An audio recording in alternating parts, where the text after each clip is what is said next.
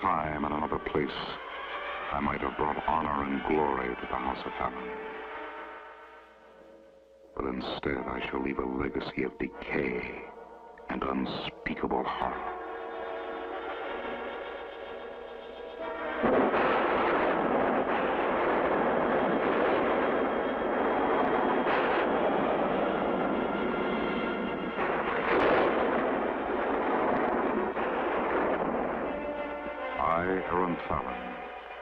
Do hereby record my days on the island of Save.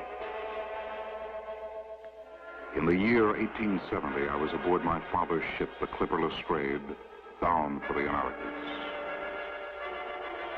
We encountered what was to prove tragic weather.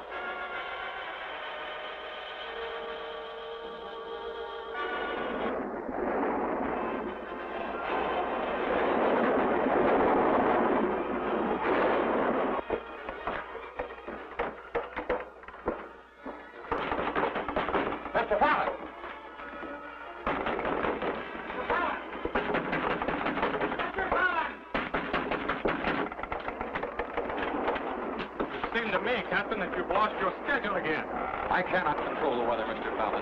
It is necessary that everybody assemble in the galley. We'll have better control that way. Very well. If those be your orders, I'll be along presently. We've precious little time left, sir. He's breaking up fast. Let's get the devil out of here.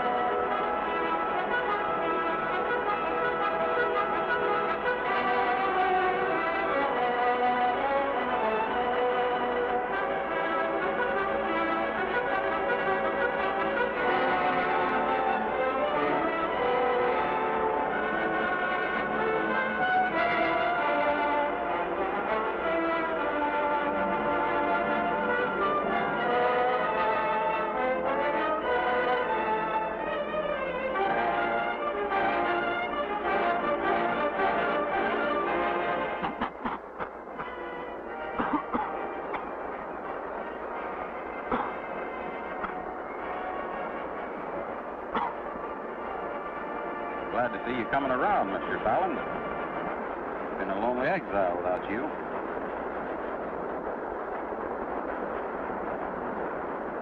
There were no other survivors? Not that I could find, sir. You were the only one.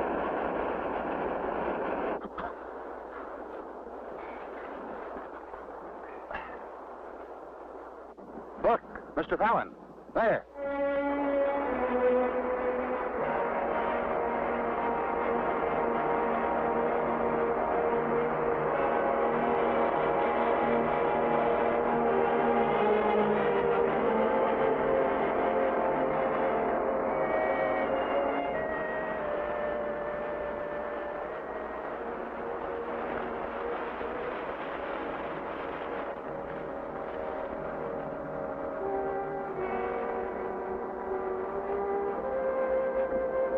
It seems as though we've been blessed with a bit of salvage of extreme value, Mr. Fallon. Hardly as palatable as food, but I'm sure you'll find it rather exciting. Yes. Crest of power. The crest from the stateroom. It's on all our ships, Captain. I'm quite familiar with the objects. And if you will be so condescending, we'll put it to a useful purpose. Might not be any banquet, Mr. Fallon, but tonight it'll seem like one. I'm not overly fond of fish, Captain. Tomorrow, see if you can find some game. I much prefer meat. Tomorrow may be better spent in exploration of the island, Mr. Fallon. There may be some life on this island, and if so, we'll be better off for having found it. So tonight, let's make the best of the fate, huh? Yes. Yes, of course, you're right, Captain. You're quite certain that I'm a bit of an ass, aren't you, Captain?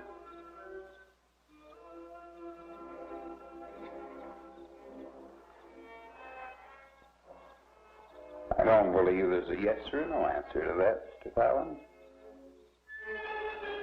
I feel as though you have been bred to a set of standards that don't apply to every situation. By that you mean our present situation, I suppose. Our present situation? Yes. However, if you are indeed your father's son, Mr. Fallon, you have a strength of which you are totally unaware. And a strength that will rise up unexpectedly to meet any situation or any challenge. I knew then that the captain's tolerance of me was due to a deep and sincere respect for my father, and not just because I was the son of an employer.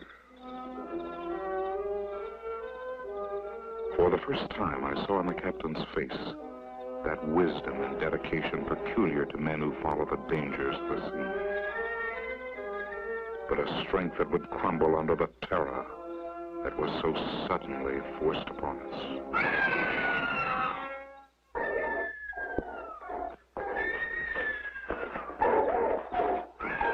Alan, you have no weapon to even combat whatever's out there. Whatever it is, it's human. That was a woman's scream. You're right. Human. A woman's scream. But we can do nothing about it. Storm has cleared the air rather nicely, I think, Mantis.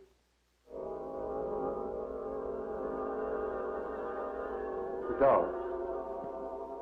They got out last night, didn't they? Speak up, Mantis. You permitted the dogs to get out, didn't you? Danger! Answer me! The dogs got out. You fool. You blithering idiots. You filthy incompetents. Thought you got them back, The dogs, they're all right. There's something you're not telling me. What is it? I demand to know. They killed a woman last night. A woman? How could there be a woman? There is no woman. Where did she come from? Who is she? A woman? Then there may be others. There may be other people here. We've got to find them. Mantis, you find them. You bring them here. They may be pirates. We're in grave danger. Go find them now.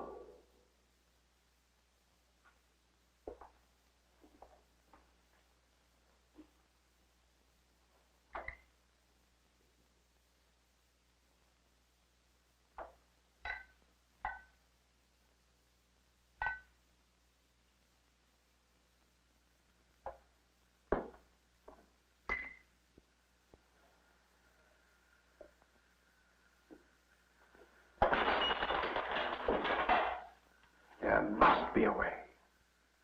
There must be some means to keep the devils from my island. Not likely, my dear Count. Your island was made for devils. Who is speaking? There's no one here. Oh, you're quite wrong. I am here. Where? Where? I can't see you. Here. Here in the shadows. Look closely. No? No, you can't see me? No.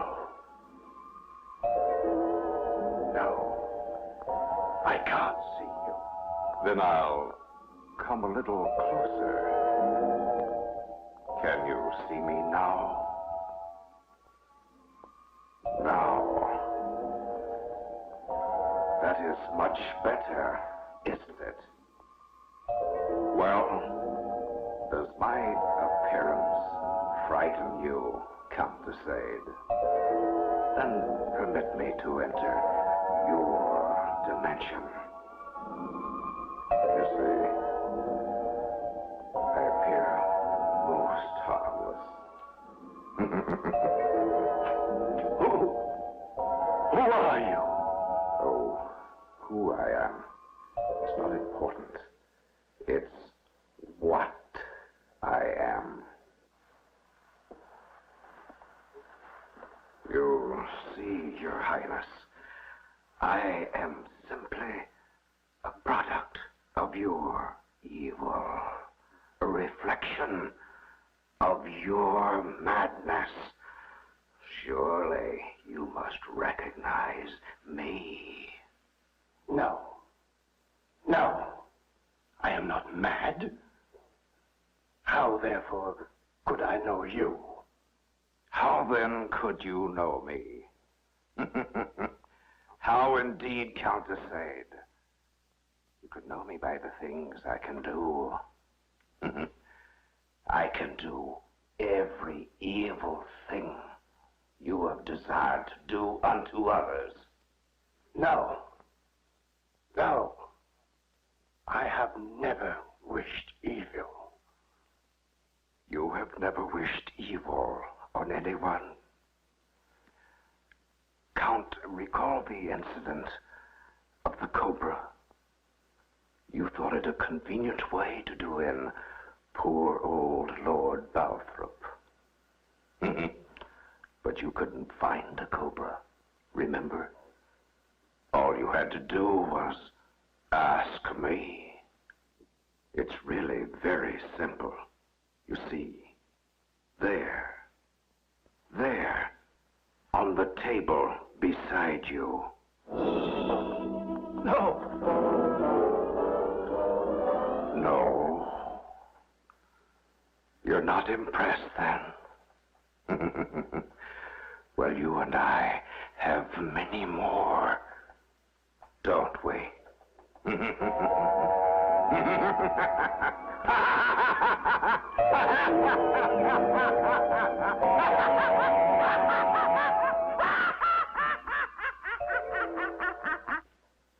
Yes, we have many more. Many, many more, don't we?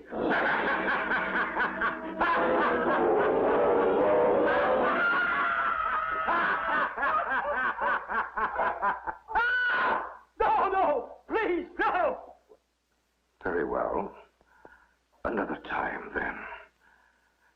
Obviously, His Highness is not amused. Now, do you still in... Perhaps it's the wine. Perhaps the wine is drugged. Yes, yes. The wine has been drugged. Now, please go away. Since I am part of you, you have only to command me. However, I think it only fitting and proper that I leave a calling card. My calling card, a remembrance that you and I are always as close as your mind.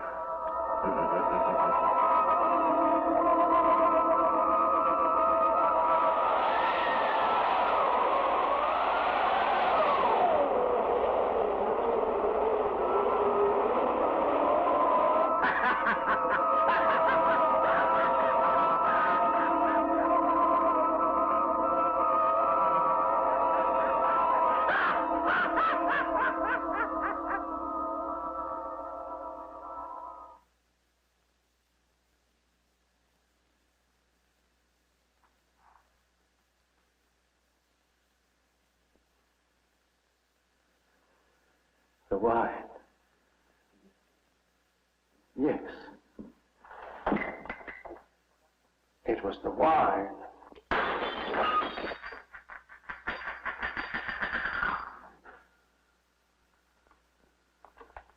Yes. The wine. It was the wine.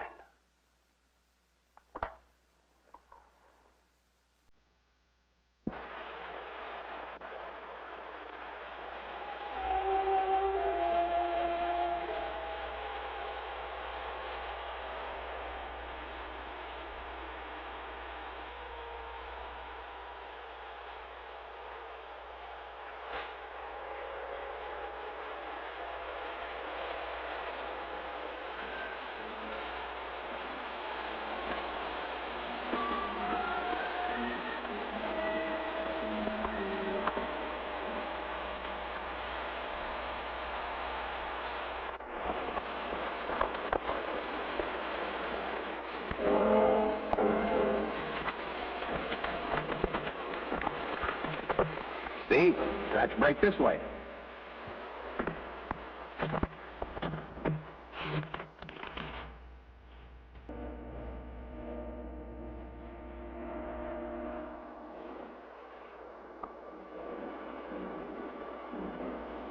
Mr. Fallon!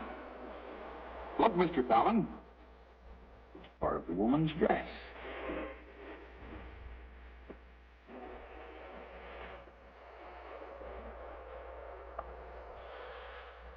There was no doubt. We had found the place of the attack. The attack must have been violent. These look like dog tracks. Captain, look!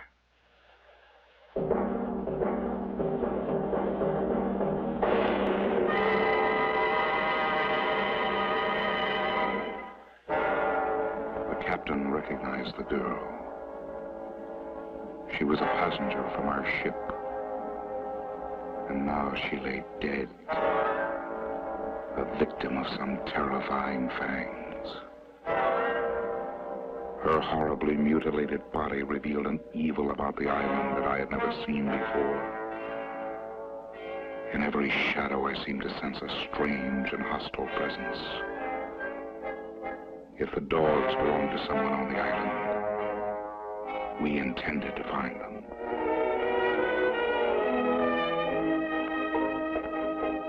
With each step, I felt that we were walking towards some unbelievable dread. That beyond each turn of the trail lay some medieval and torturing trap. And I was very close to correct.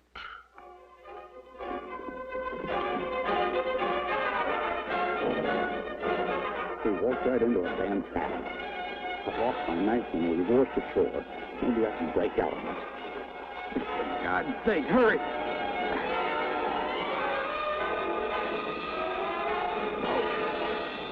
Captain, there!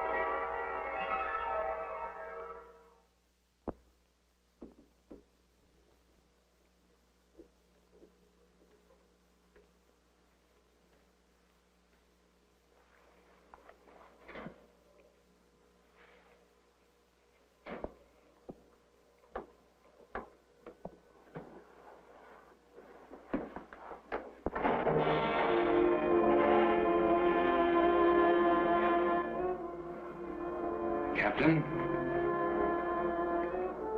The captain is quite all right.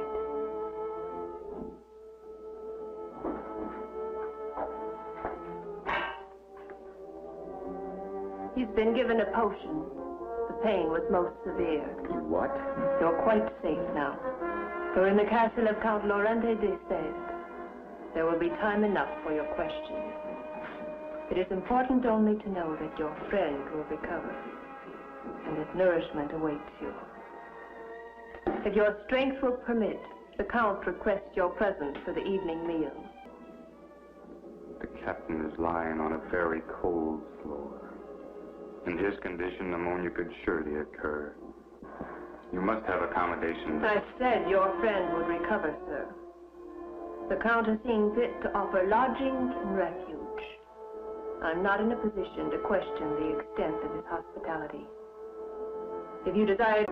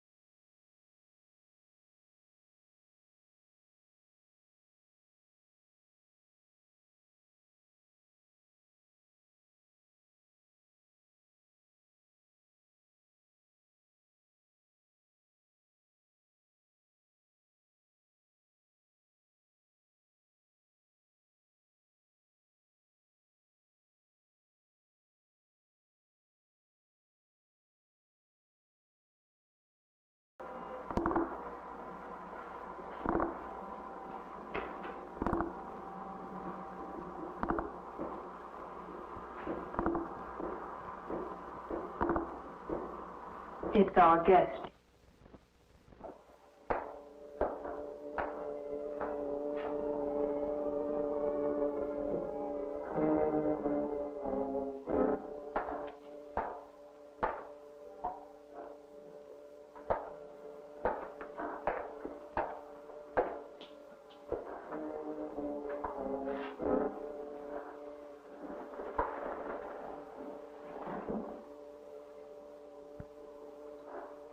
I am in your debt, your lordship. Please, sir. The Count will not tolerate conversation during repast. You may tell the Count he can damn well go to hell.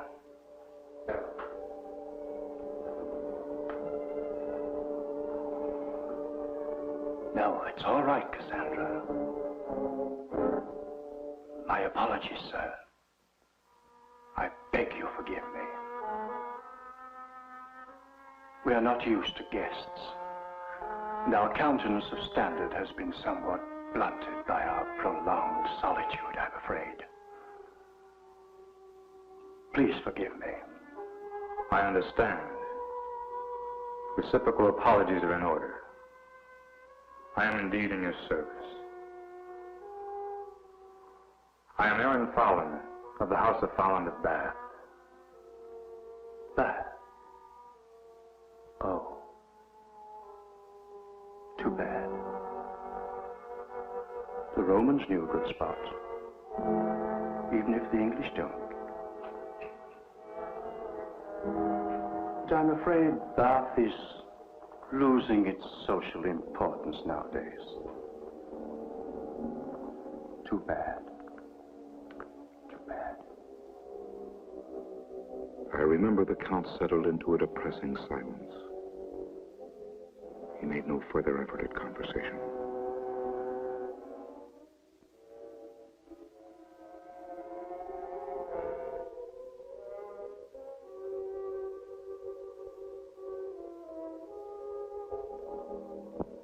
I suddenly felt some strange compassion to analyze my host. But all but a few salient and frightening clues eluded me.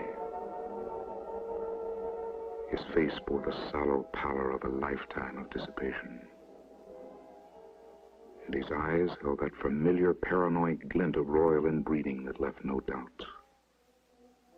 Yes, my host was quite mad. And Cassandra. Her haunted face revealed only a portion of the racking torture of her inner torment. This observation of unhappiness and despair was verified by the event that was so soon to follow. I feel ill. May I be excused, your lordship? No. You may not be excused. Tonight we have a guest, Cassandra. Tonight, it will be like the days when the countess was alive. There will be talk, an exchange of personalities. Don't you find that refreshing, Cassandra? Tonight you can put your trivial babbling to one side, and Mr. Fallon will talk. Yes, we'll listen to Mr. Fallon.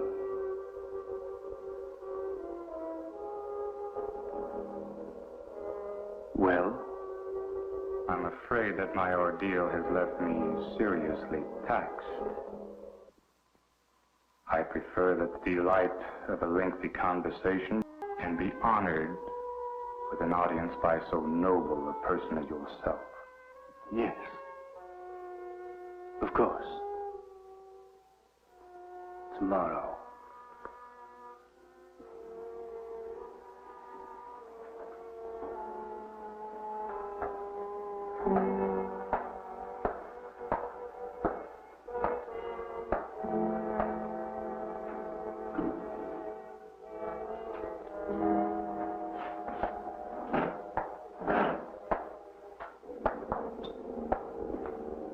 Mr. Fallon. Mr. Fallon, do you fence? Not well. Not well at all. Good night.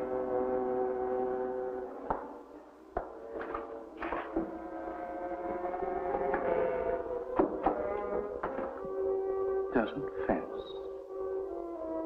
Not much sport in that fellow. There must be something. Yes. There must be something with a little excitement.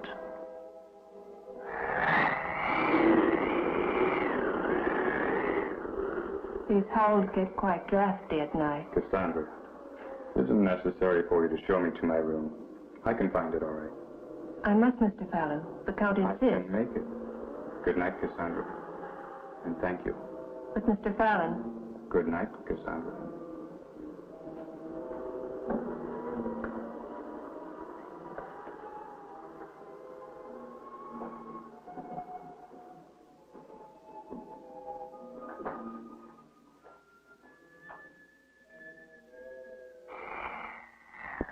I was alone in that horrible hallway. For the first time, I became aware of the soul of the castle of Deceived. The wailing sounds of strange sinews tearing from decaying sockets. The mounting anxiety dried in my throat. And then I saw it. There in the light of my torch. There on the floor.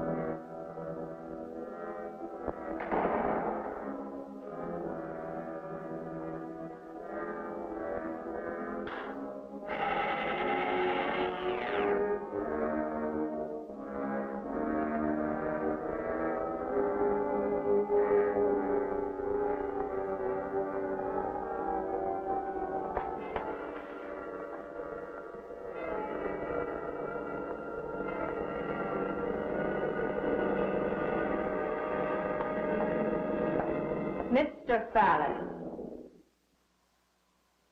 I saw him come in here. There is no way out. He must be in there. Mr. Fallon, first let me say you are mistaken.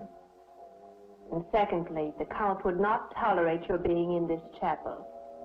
It's very sacred to him. He will not have it violated. Captain is not in his room. Where he should be, there is blood. I think he's been killed.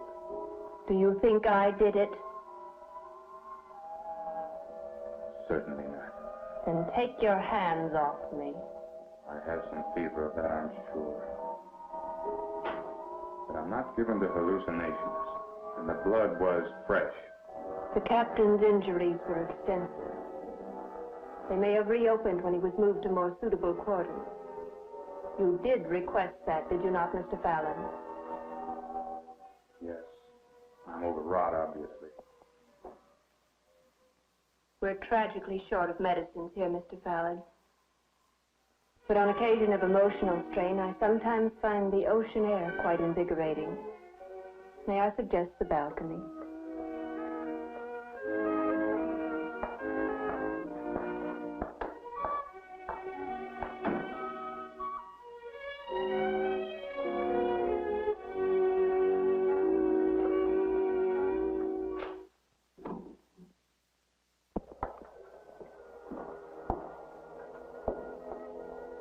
On nights when the fog is light, view is almost attractive. As it is, it's almost frightening. There are many things about this island that are frightening. And I think this castle most of all. Frankly, I shall be most happy when I've sailed and left it far behind. Fears have a way of diminishing with time. I think you'll find that's true, Mr. Fallon. Theories I have no intention of testing, Cassandra. When does the next boat arrive? Boat? There are no boats, Mr. Fallon. We're in exile, sir. We've been severed from humanity. We're a cancer. We've been cut out. I don't understand. I know you don't.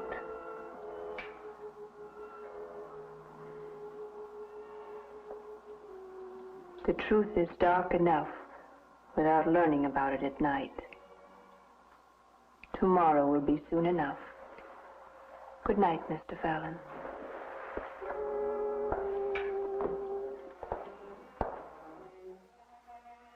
It was inconceivable that no ships came to this island.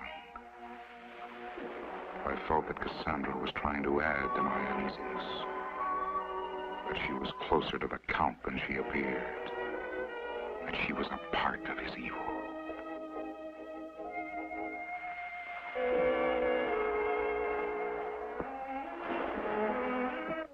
My bedclothes had been changed. All traces of the captain's injuries had been removed. There was a chill in the air, and I was extremely weary. But sleep refused to come. I was suddenly aware of a strange and tormented sound. I was hypnotized by morbid fascination. I could not believe that what I was seeing was real. But somewhere in the deep recesses of my numbed brain, my reflexes reacted to the scene.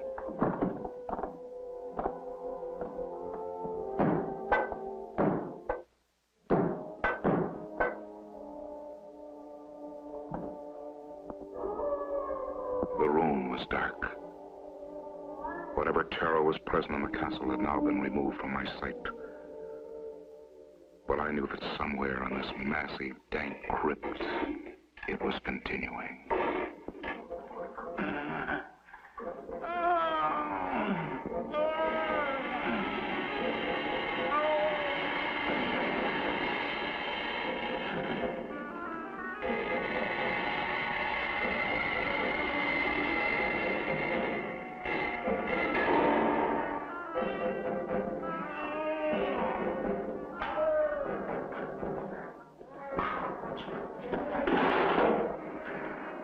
Water!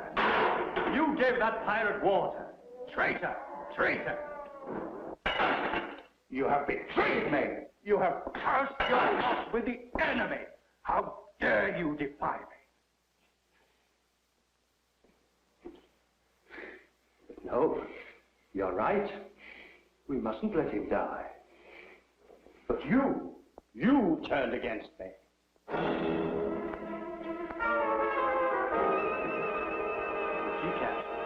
I know you're a pirate. Oh, I know all about pirates. They've been here before. They've been here and left the mark of their black kind. Once this girl could speak, but not now. That's pirate torture. They left her an imbecile that tries to poison her lord. No? You must recognize this, then. It's the wine you brought me before I retired tonight. What did you put in it, Anne? Hemlock. I could taste it. I knew it was there. No. You say no. Very well, then. You drink it!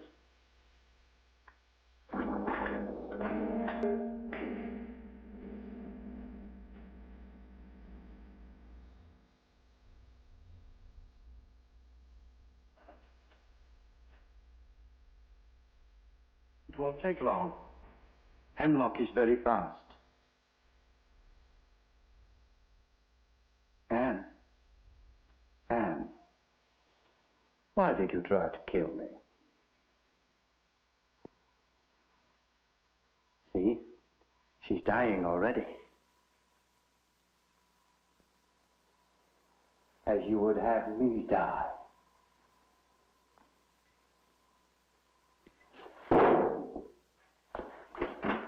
Die! Why don't you die? It was poison. It was. I know I'm right. The Count is never wrong. I know he's a pirate.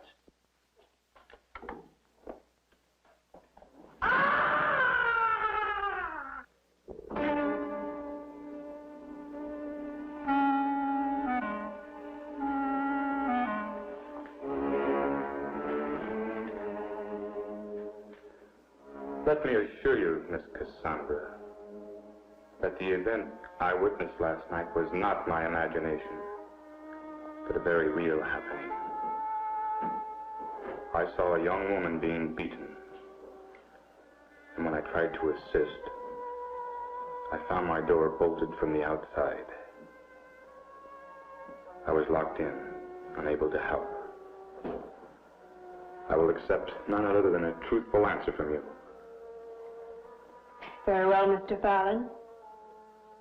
Since you've become a member of the Castle d'Esade, I'm sure you have every right to know its secrets. Thank you.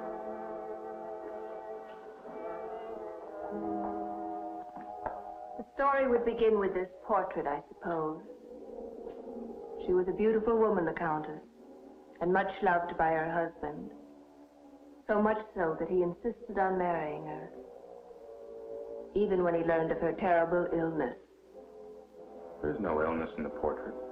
You're quite wrong, Mr. Fallon. It was there. The faint beginning traces may have escaped the artist, but not the physicians. You see, Mr. Fallon, the Countess was a leper. Oh, my God, no. It was necessary that she be exiled. The Count was determined they should not be separated. So we came to this island, bought this castle. It should have been a story of love and dedication and sacrifice. But I'm afraid just the opposite was true. I can almost guess the rest. The Countess died very early, and the Count was forced to continue his exile because of his contact with her. That would have been endurable, at least, Mr. Fallon. No, it was much worse than that. The Countess did not die. She went insane. And in her madness, there was only one moment that she chose to relive. Her wedding night.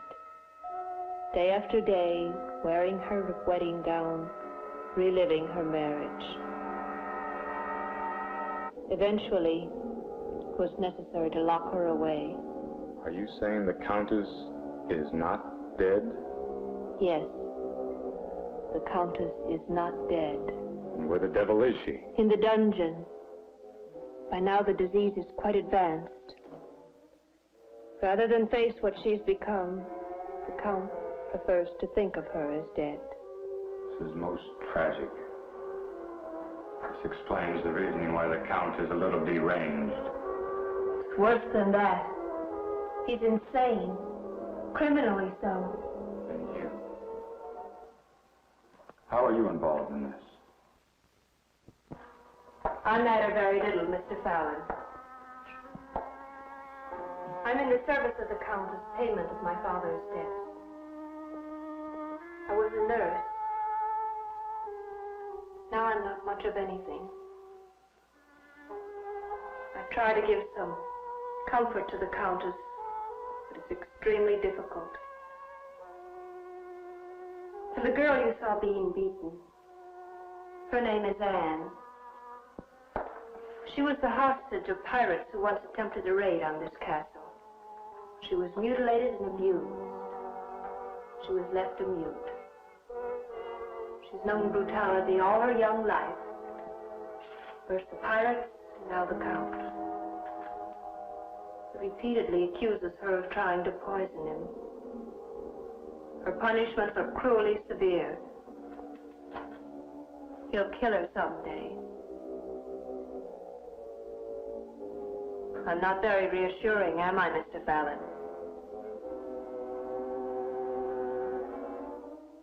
I cannot solve the problem until I know it exists.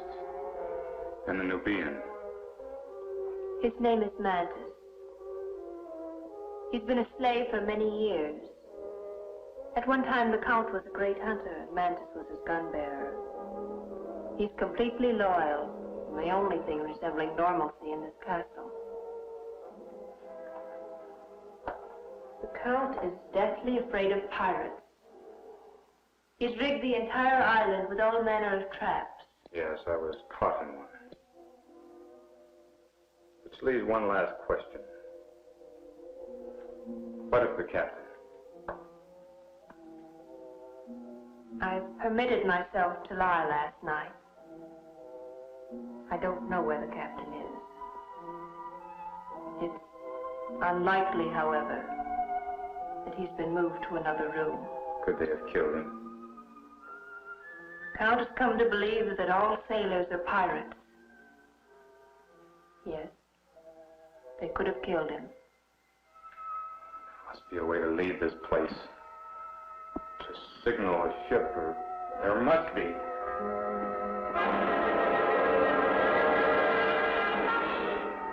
It's all right, Anne. He's a guest. Tea has a way of bringing things into proper perspective, Mr. Fallon.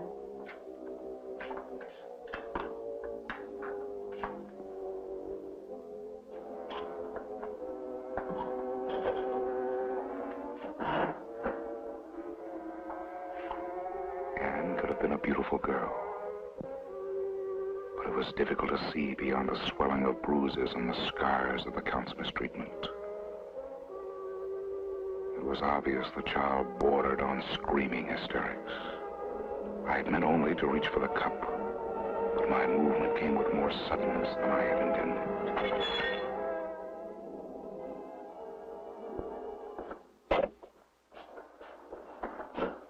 So, you have embarrassed our guest, then? Count, it was not intentional. I have suffered no injury. Please, I implore you, do not punish the girl. Well, since you have intervened, I will not be so discourteous as to override the wishes of a guest, Mr. Fallon.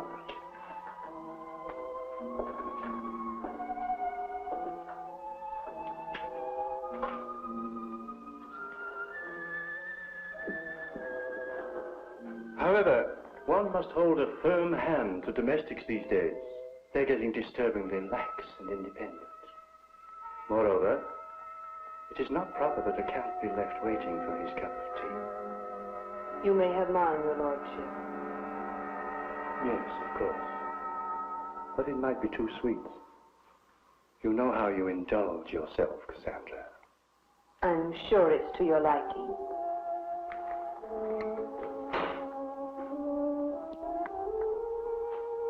Yes, not bad. And now, Mr. Fallon, I was promised a conversation, and I intend to have it.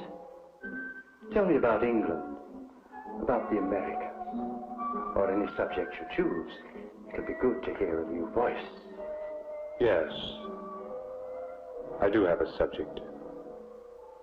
The captain of my ship. I demand to know where he is. Captain. Oh, that dreadful creature with the beard. Oh, yes. Mr. Fallon, I'm grieved to bring you sorrowful tidings, but the poor man died last night.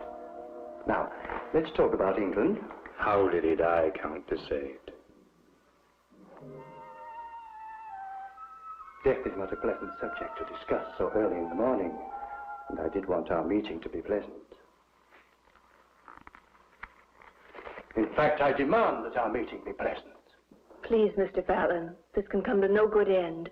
Another time. Please. Very well. You shall not mention the captain.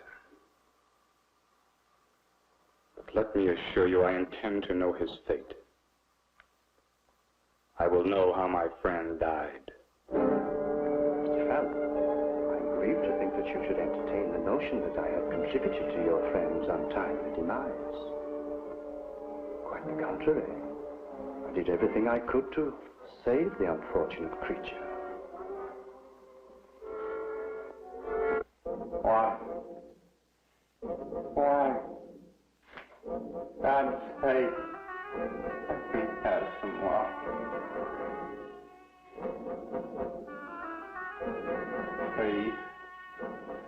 Please help me.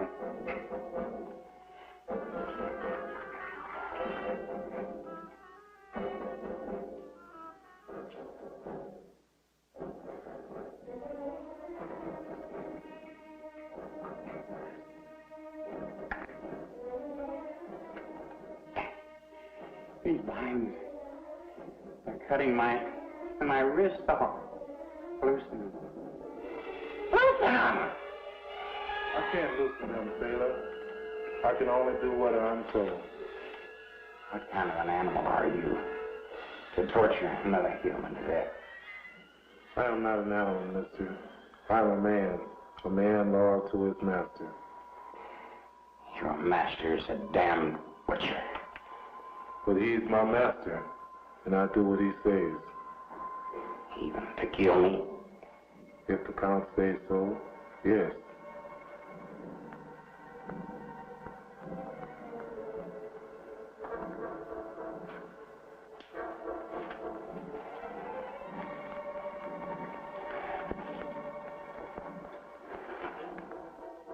Thank you.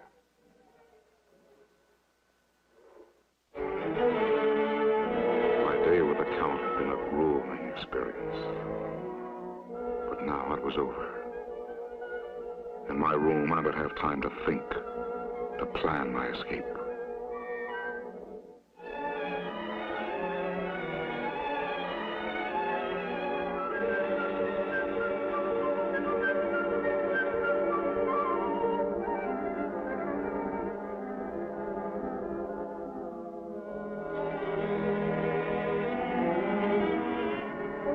I suddenly had the feeling that I was being watched.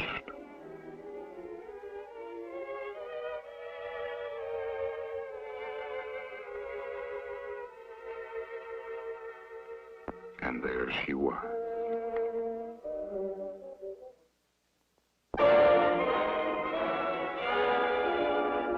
I had a new friend. It had something to do with gratitude for having asked the Count to spare her earlier in the day, I suppose. At any rate, she was most demonstrative. It's not that I find you unattractive, Anne, but it is quite improper for you to be here. Please. I didn't mean to shame you. I put that rather badly. This is a time of great distress for me, Anne. I find it impossible to concentrate on the matters at hand. Anne, do you understand me? Do you know where the dungeon is? There was a man, a sea captain. Have you seen him? Is he in the dungeon? Was he killed? Is he in the dungeon now? Will you take me there? I must help him. Are you saying that you will help him? Then for my sake, Anne, do so. Anne?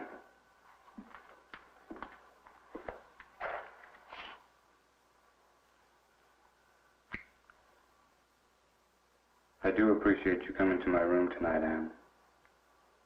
And thank you.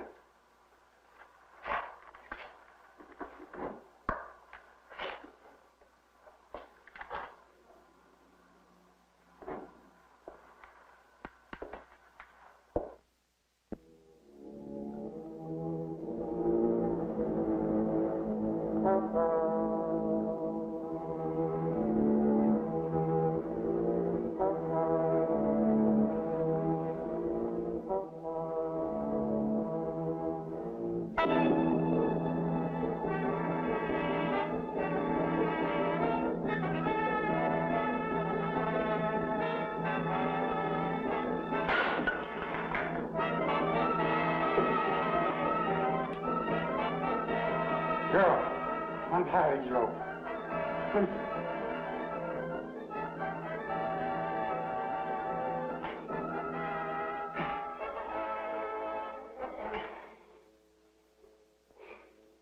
Now my feet.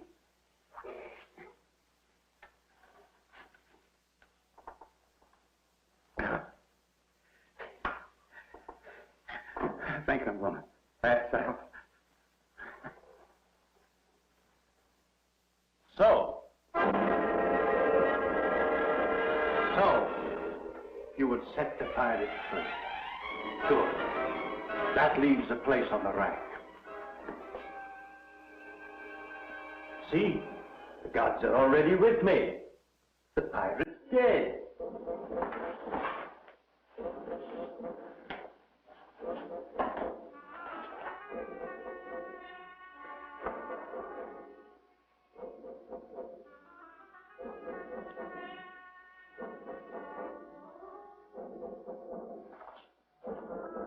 Mantis, make sure that man is dead.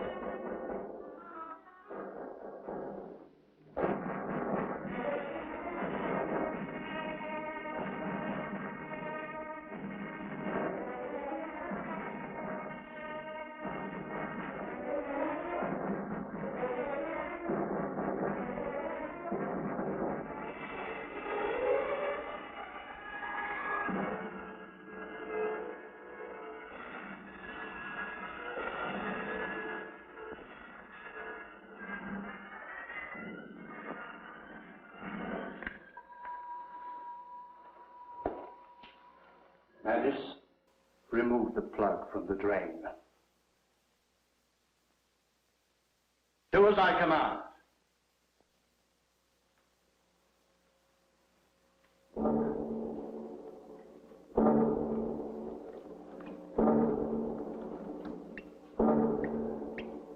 Good. He's dead, that pirate. He's dead.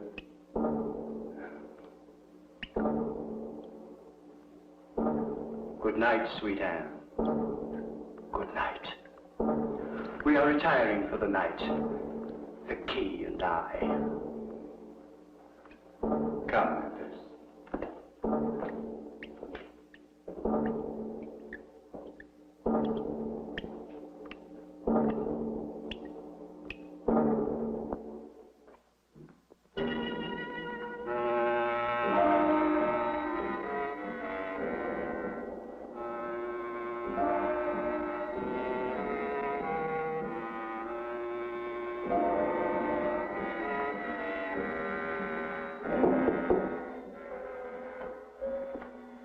Anne? No, it's Cassandra. Let me in. I thought you were Anne. She was here a little while ago. Please, Mr. Fallon, let me talk. You must have noticed that we have supplies that could only have been brought in by ship. The tea, for example. The Count's tobacco. You said there were no ships. I've never seen them. I suspect the supplies are left on the beach somewhere. I've checked. Our larder is presently low. That means that any day or week now, a ship may come. Yes, it's possible. We could signal her some way. No, it's not possible, Mr. Fallon. Not so long as the Count is alive. What do you suggest? I'm not suggesting anything. I'm merely saying that if there is an avenue of escape, it's being blocked by the Count. Cassandra, I'm not capable of murder. Murder's not a word to be applied to self-preservation, Mr. Fallon. I'd never thought myself capable of killing either. I'd condemned myself to whatever fate befell me. I'd almost forgotten that another world existed. But it does, and I want to be a part of it again. Is that too much to ask? Right or wrong or relative things, Cassandra. No. What you ask is not too much. I am asking the same thing. So we have a bond together, you and I. So, Bridget Cassandra has taken a lover. You have denied me, yet you have taken that boy. Mr. Fallon, you have defiled my hospitality. I have given you refuge, and you have become a thief in my house. Mantis, take them to the chapel.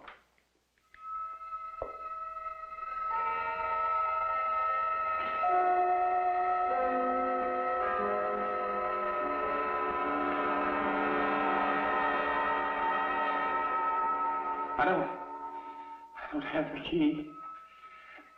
I don't have the key. I'll be back. Now.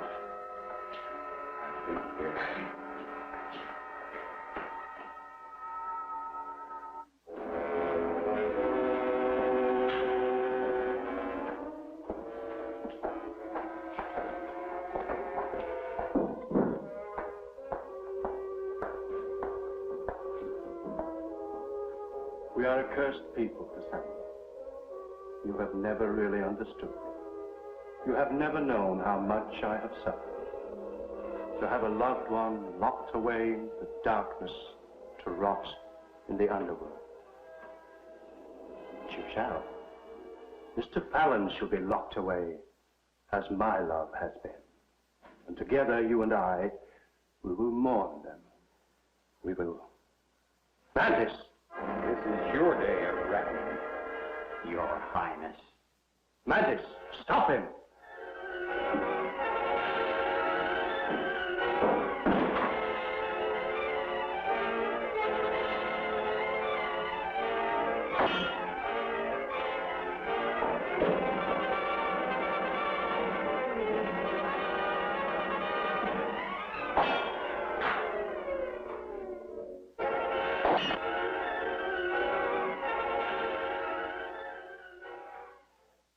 I told you that I would kill you, Bela.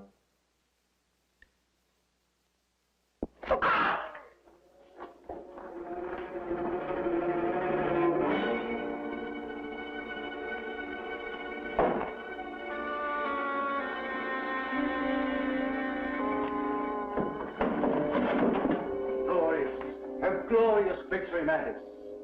And now you, Mr. Fallon. Make him do as I say, Mantis. Show him the sarcophagus.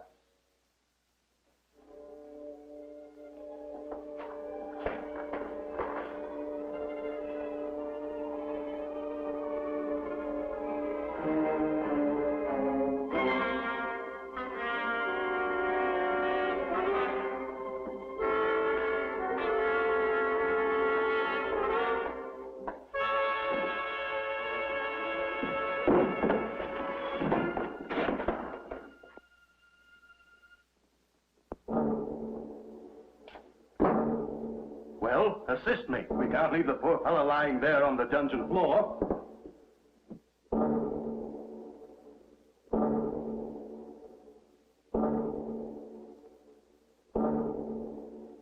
Chain him.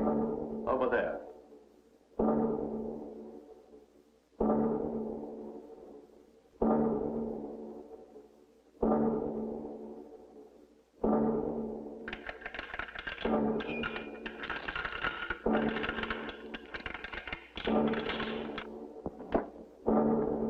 Look around you, Mr. Fallon. Fate has been very unjust. I have been exiled to a whole island, but you have only this room. You and the countess. Behind that door, Mr. Fallon. She thinks it's her bridal chamber. And in a way, it's yours also. Goodbye, Mr. Fallon. Come, Mantis.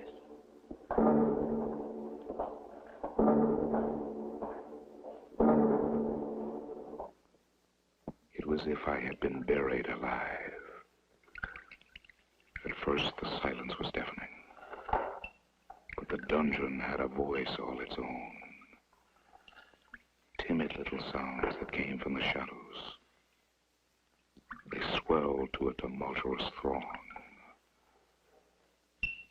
I close my eyes and listen to a symphony of the Black Mass. But suddenly I was aware of another sound. A noise that had no place in this concert from the tomb.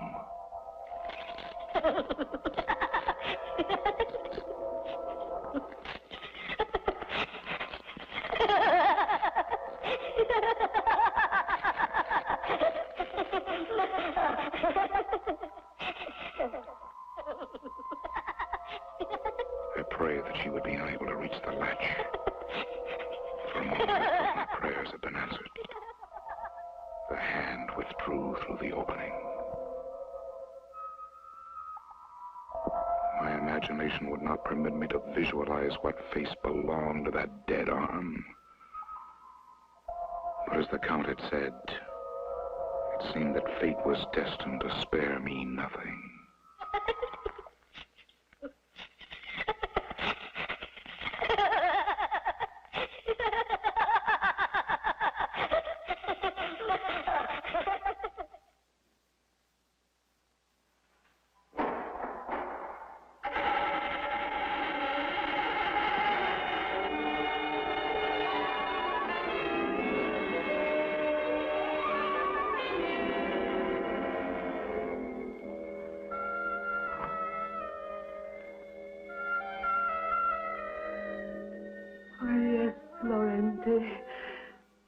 This will be our happiest moment. This will be a night to relive again and again. You've waited so long, my love. But now I am yours, Laurenti. I am the countess to stay. And you have to wait no longer.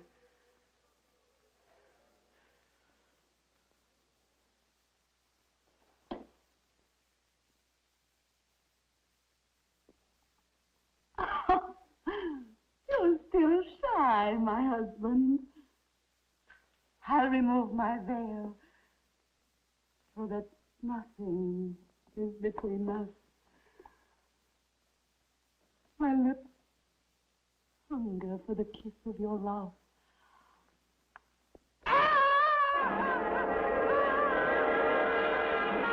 I find it very commendable that you're able to perform your duties as a nurse, Cassandra.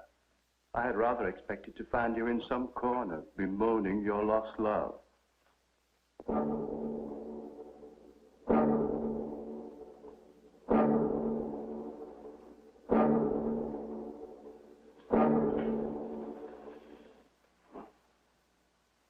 The wound is very serious, Mantis. Use it as little as possible. Yes, that's right, Mantis. Use it as little as possible. But first, we must get rid of that pirate. We can't leave him here, can we? No, of course not. Come, Mantis. Drag him out. This whole unsavory business is becoming quite unsightly to me.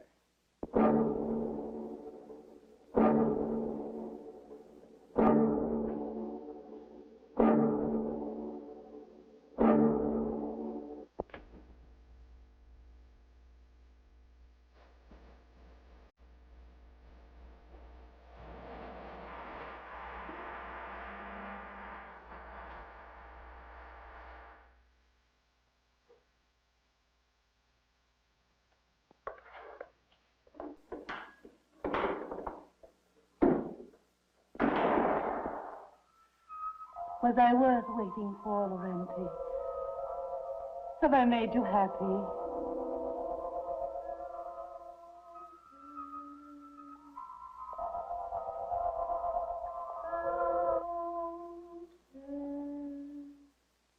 Here, I am the countess.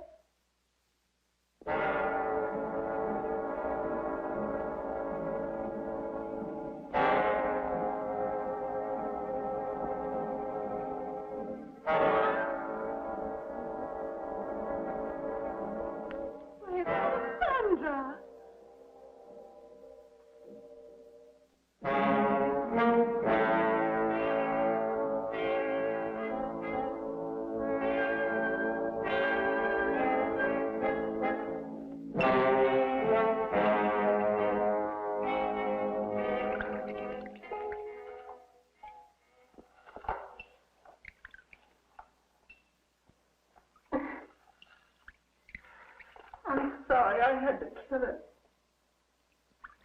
The Count is gone. There'll be no one to take care of her. I couldn't let her suffer.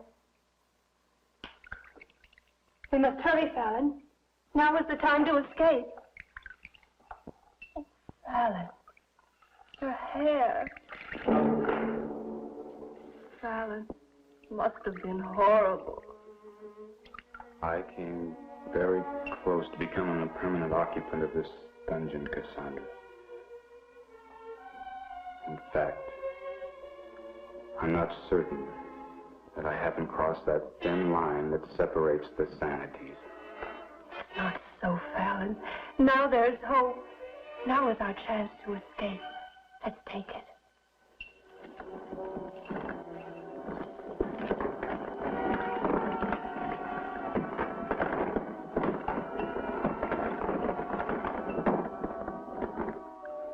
Hurry, Fallon. There's little time.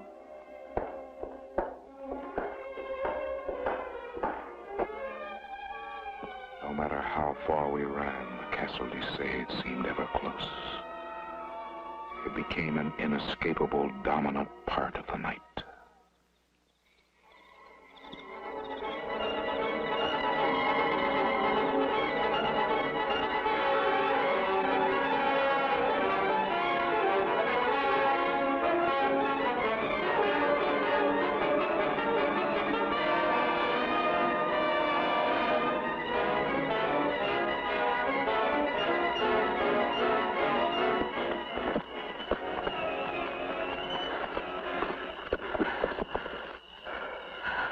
This is far enough.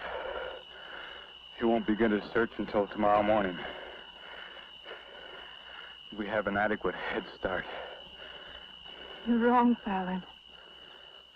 Search will begin tonight.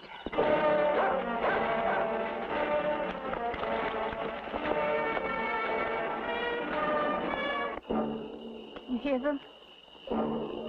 Got the dogs.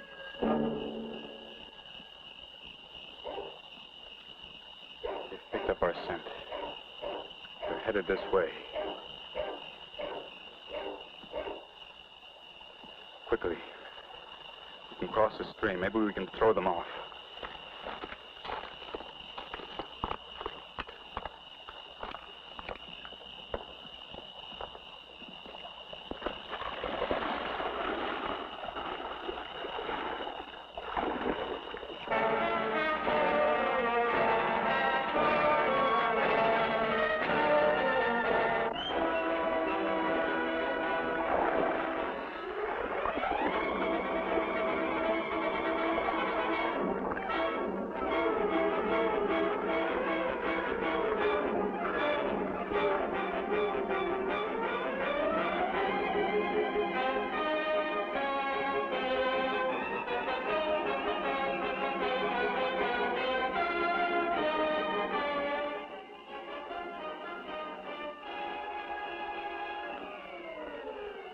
They've crossed the stream.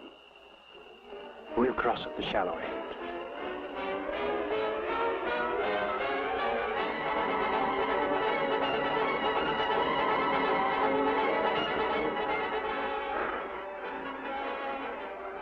They think we've crossed the river.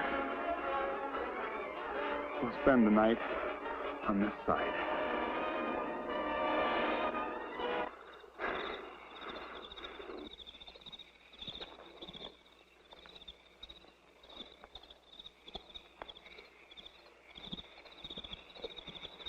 Cassandra fell into a deep sleep of exhaustion. And through the night I could hear the dogs as the Count circled the island. By dawn, they seemed to be coming closer.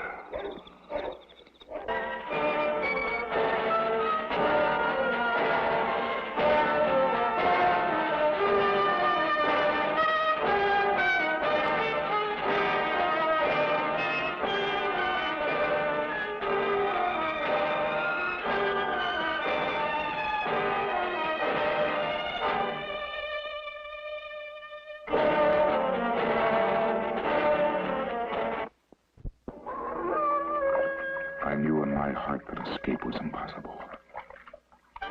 The Count was was drawing close. Our reaction was one of panic. We had to find a hiding place.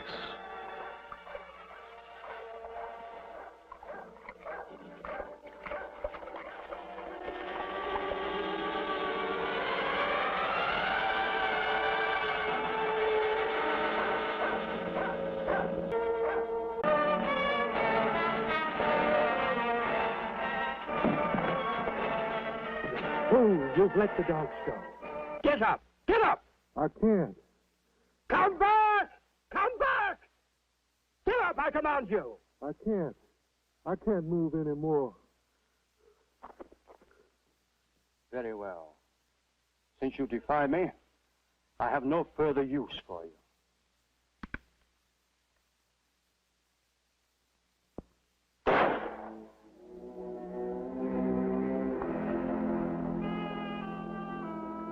I always do what you say, even die.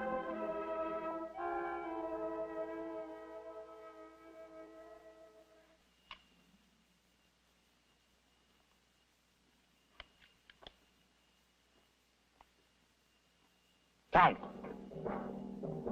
Countess say.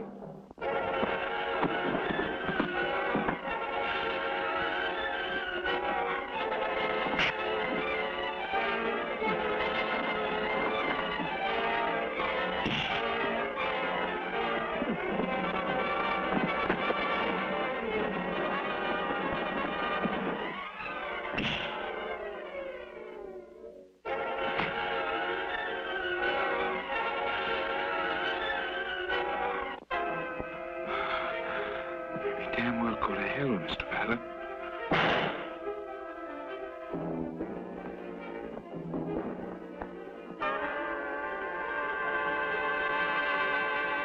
It's all over, Cassandra.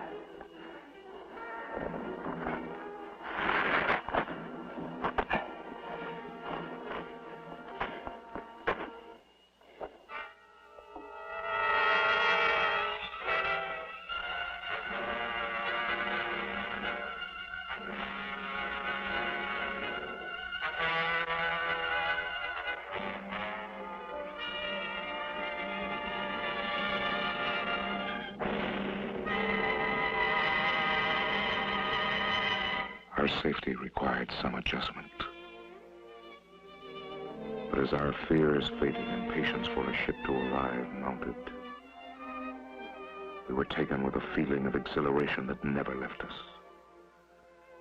After many years, there was happiness in the castle of Desaid, marred only by the death of little Anne, who had died from the ordeal of the water torture.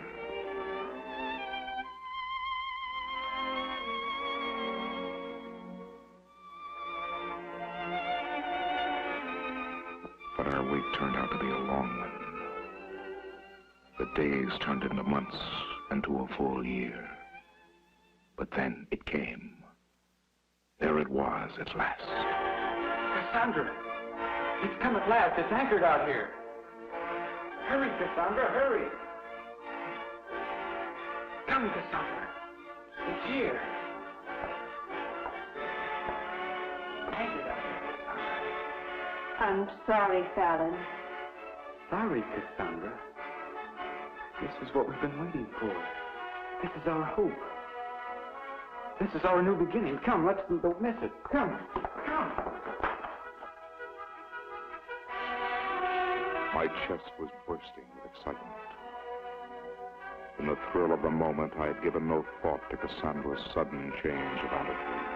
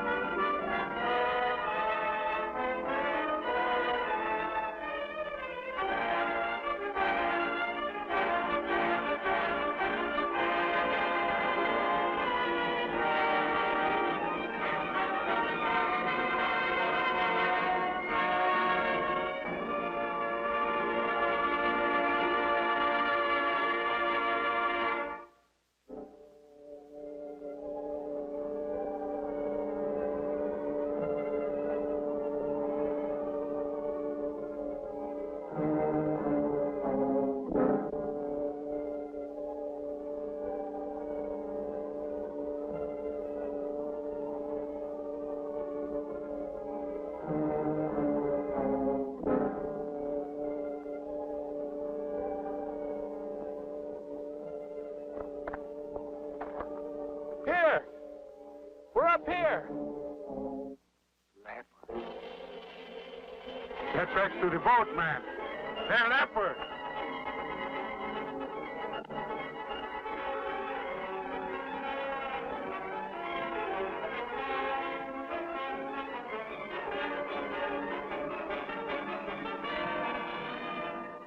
Captain! Captain, come back!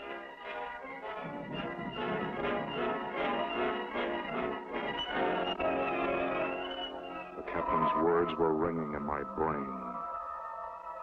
I could not believe what I had heard. Only when I looked into Cassandra's face did I know the truth. Leopard. Haven't you noticed, Fallon, the color of my skin? The color of your own?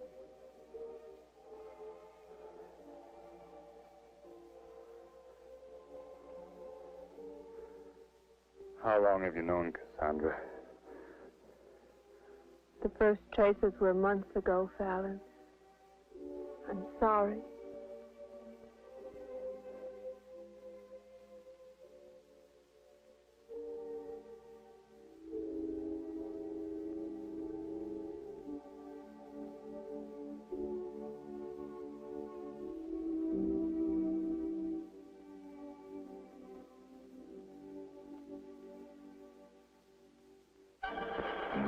That have followed, I have come to know what it means to be conquered by the castle besieged.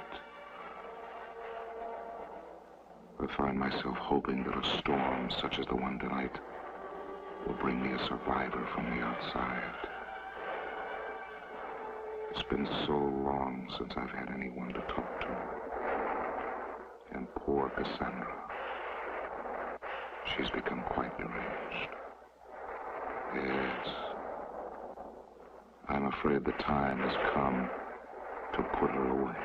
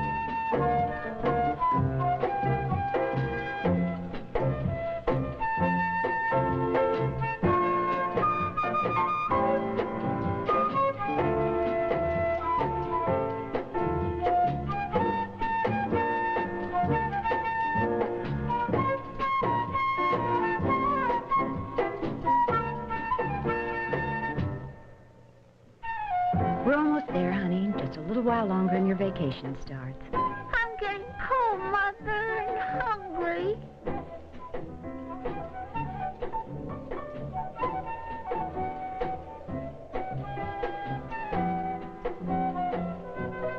We should be pretty close right now. The agent said it was about 12 miles from Highway 10, and that was Highway 10 back there. But you know, we should have asked for better directions at the last gas station. Listen, I've never gotten us lost before.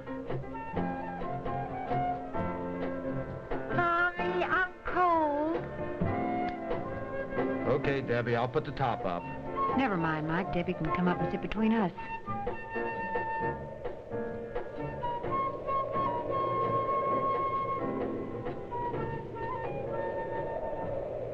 Now that's better, baby. Why don't we sing a song to help pass the time? Hmm? Row, row, row your boat gently down the stream. Merrily, merrily, merrily, merrily, life is but a dream. Merrily, merrily, merrily, merrily, life is but a dream. Merrily, merrily, merrily, merrily, life is down the stream. Merrily, merrily, merrily, merrily.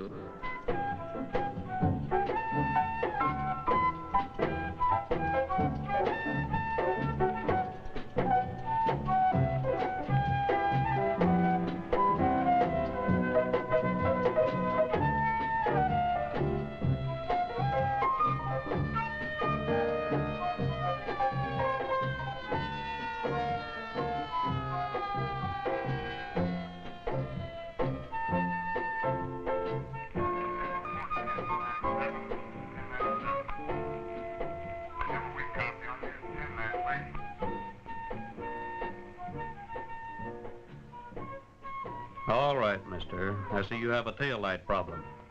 No excuse. Running late, first vacation, kid getting tired. That's too bad. Well, can't you give us a break, officer? Well, all right, all right. Sure do appreciate it. We are running kind of late. Okay, but if you're running late, you should have started earlier. Anyhow, no tail light. Have it fixed. Thank you, officer. Wow.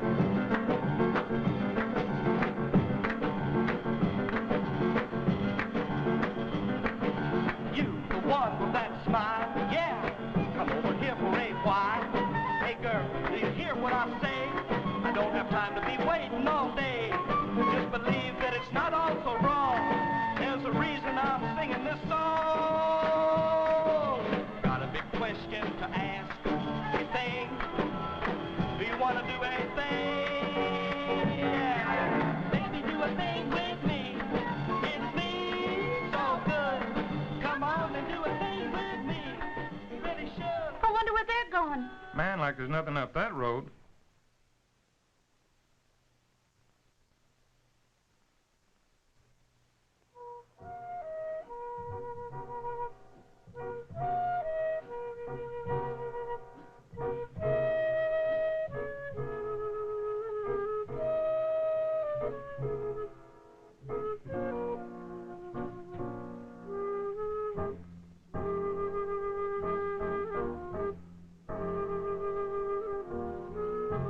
Now look, the sign pointed this way.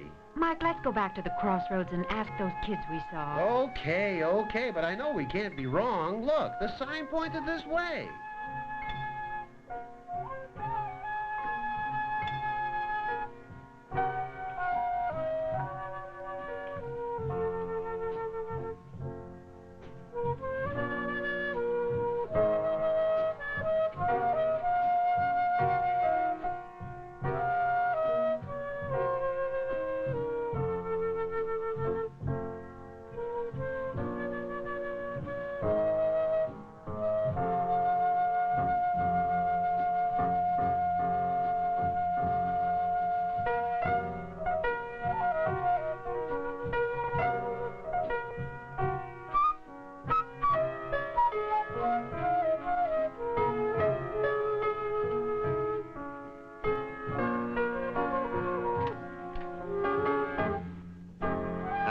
times do we have to chase you kids? Oh, she. Holy cow, man. You'd think we're doing something wrong. Well, whatever it is you're not doing, don't do it somewhere else.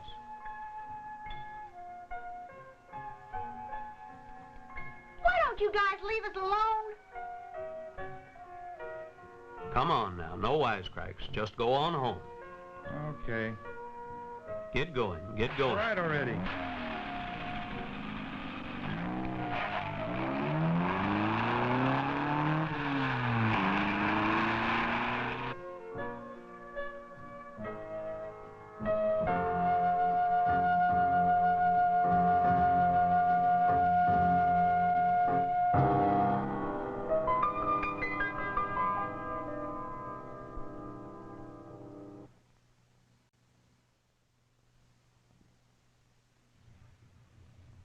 I could have sworn we didn't make a wrong turn. You must have.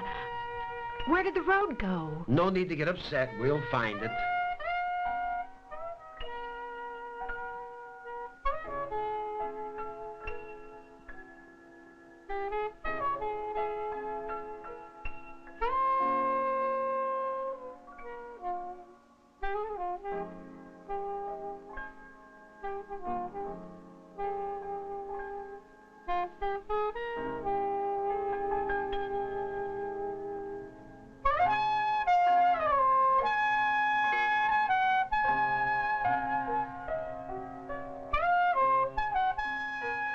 Where did this place come from? It wasn't here a few minutes ago. I don't care. Let's see if we can get some directions. Look, there's someone at the door.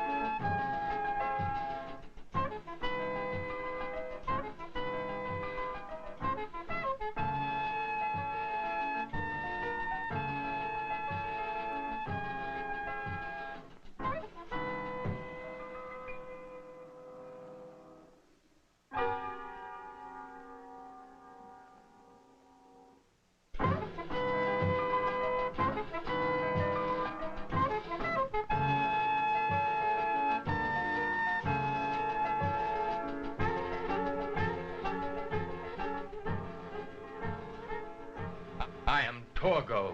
I take care of the place while the master is away.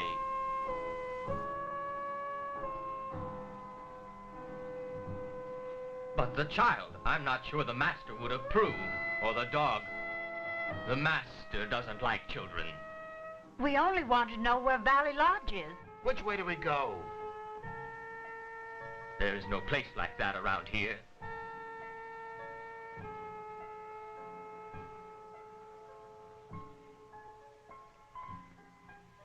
Mike, I'm scared. It's getting dark. Well, Torgo, which way is out of here?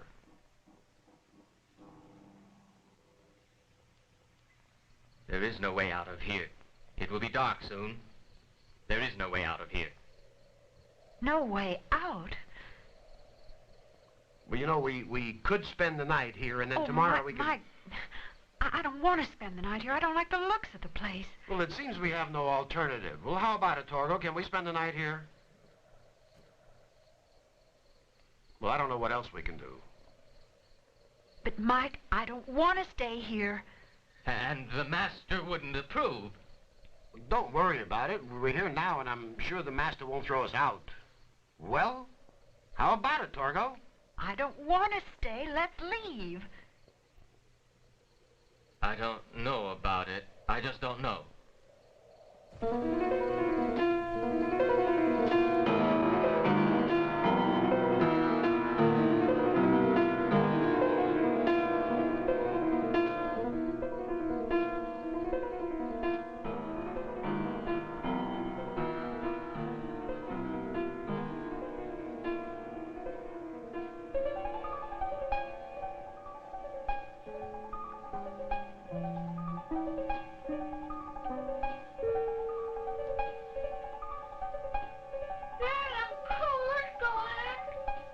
Well, Torgo, in or out?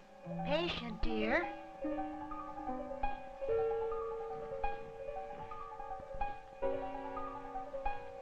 Very well. The master will be very disturbed.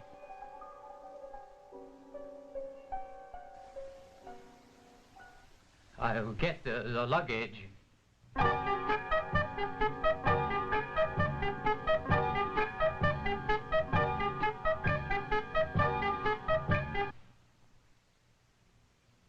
Torgo, we'll stay tonight, and then tomorrow...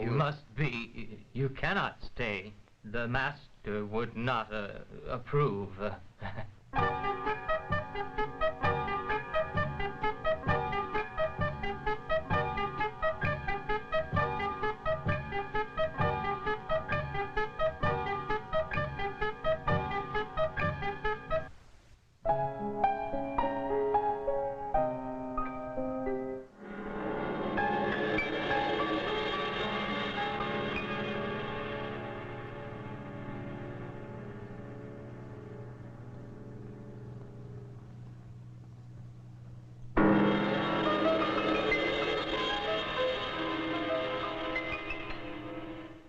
See, you're feeling better already.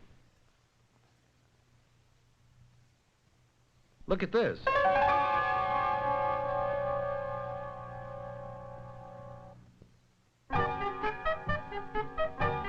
Mike, I'm...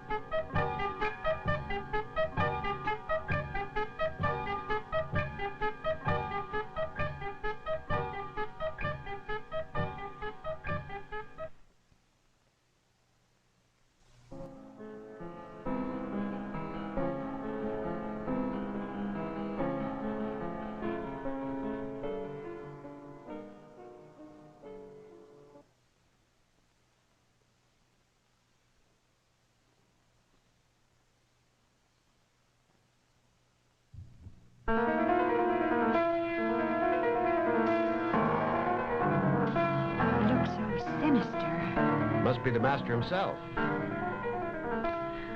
Oh, Mike, I'm scared. He has the meanest look. That dog. I'd hate to run up on him in the dark, or even in the light, for that matter.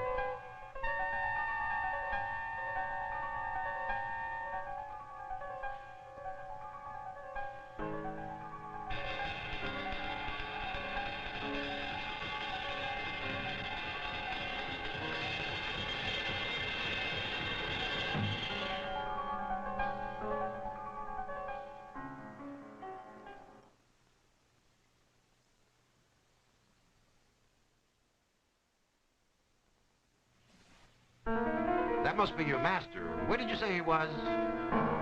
He has left this world. But he is with us always. No matter where we go, he is with us. What? No matter where he goes. What does that mean? That dog. It's the most vicious-looking animal I've ever seen. Well, I hope he goes where the master goes. There is nothing to fear, madam. The master likes you. Nothing will happen to you. He likes you. Likes me? I thought you said he was dead. Dead? No, madam, not dead the way you know it. He is with us always. Not dead the way you know it. He is with us always. Mike, I don't like this. Nothing to worry about. It's only your imagination.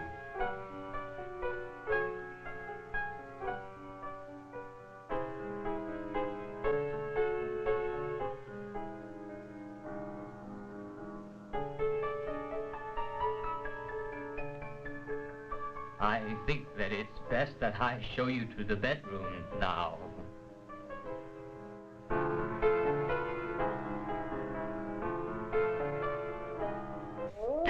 Oh, my God.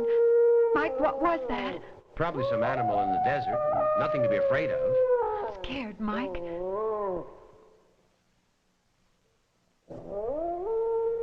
Michael, I don't care what it is. Chase it away. Okay, if it'll make you relax, I'll go out and see what it is.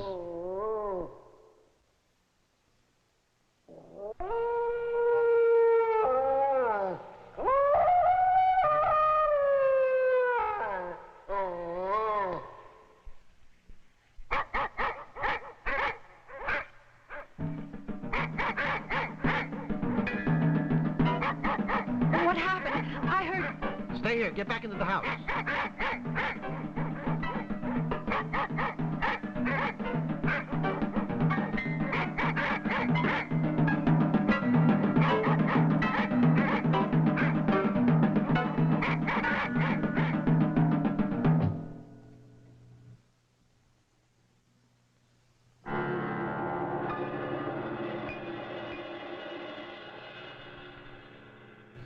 Get back in the house, damn it. My God, Mike, what happened? He's dead. Peppy's been killed. Get back in the house, honey.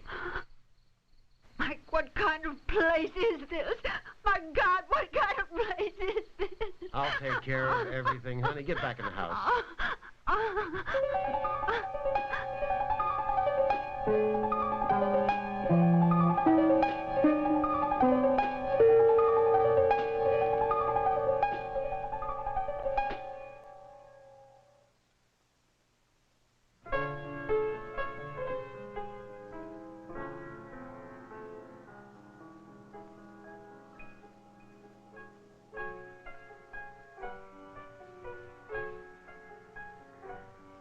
Mike.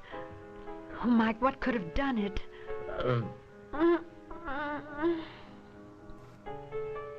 Honey, it was probably some animal from the desert. This place must be full of them.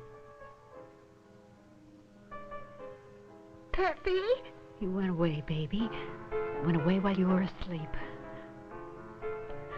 Mike, I want to leave this place. Now. Okay, honey, we'll leave right away.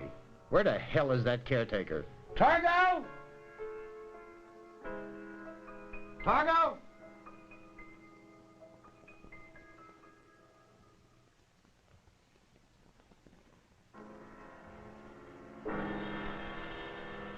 Did you want me? We're leaving. Would you mind putting the luggage back in the car? As you wish.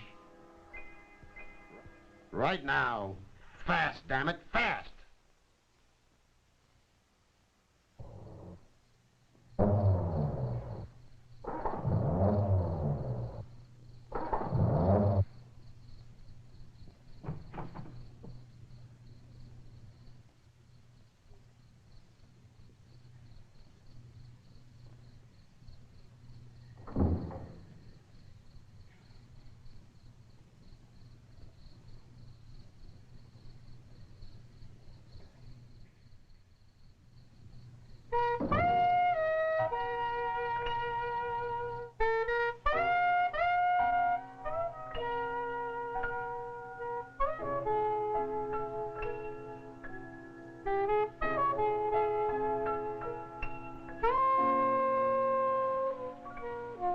I'll be glad to leave. I've had all of this place I want. Madam, it will be very dangerous to leave now. The master wants you. Wants me? What kind of talk is that? He wants you for his wife. He loves beautiful women.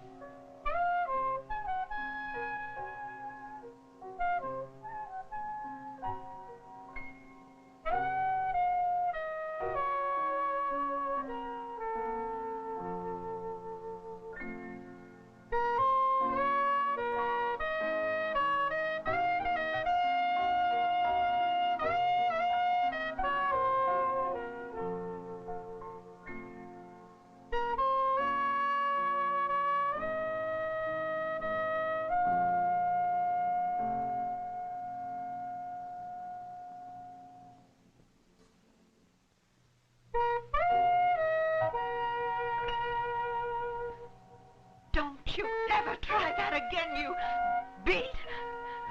The master wants you, but he can't have you. I want you. Stop that talk this instant, you hear? He wants you, but he can't have you. Mike! Mike!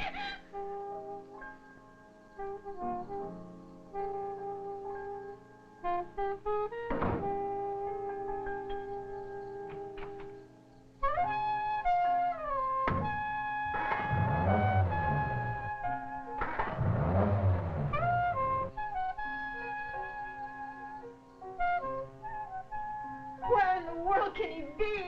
Mike! Mike!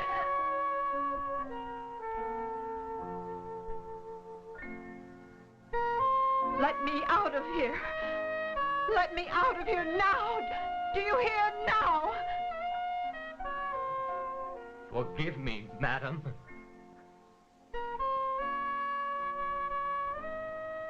I meant no harm.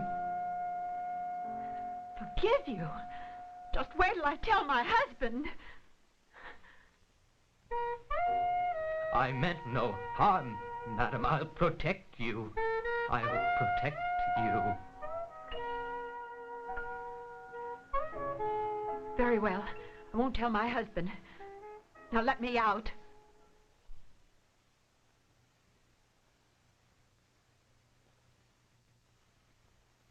Hey, Maggie, the damn car won't start. Margaret? Damn car won't start. Well, that really fixes things. What are we going to do now? I don't know, and I couldn't find a thing wrong with it either. Hey, Torgo, where's the phone? Yes, Alexander Graham Bell, you know, telephone. There is none, sir. The master doesn't approve of such devices. Then where is the nearest phone? The nearest phone is at the crossroads. That's 10 miles. 10 miles? Might as well be 10,000 miles. Easy, honey. It won't help to get mad. The master won't mind you staying tonight. He has no choice. We can't leave, we can't walk out of here, and the damn car won't start. I'll just bring the bags back to the room.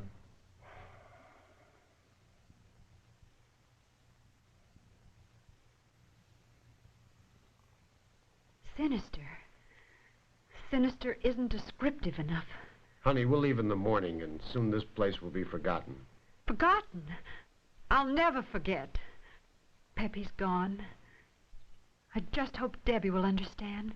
She'll understand. She's my baby. She'll understand. I hope so, darling. I sure hope so. She's my baby. She'll understand. Say, where is she? Oh, my God! Michael! Now, don't get wrought up. She's probably playing hide and seek. Okay, Debbie, we see you. Come out, wherever you are. Maybe she slipped into one of the rooms. Debbie? Debbie! Debbie? Debbie! Torgo, have you seen Debbie? No. She's gone. Help us find her. She couldn't have gone outside. The door's bolted. For God's sake, don't panic. She's got to be in here. Is there another exit to the outside? In the kitchen. That door's bolted, too.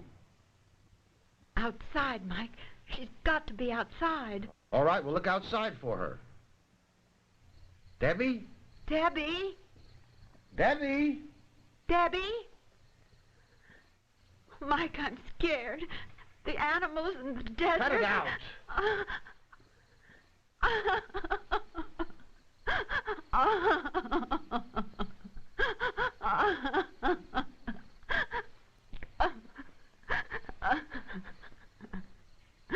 We'll find her. Don't worry.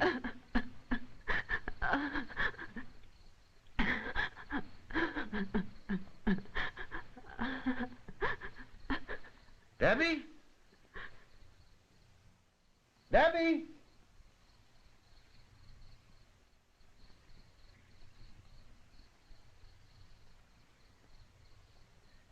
Now you be a good puppy.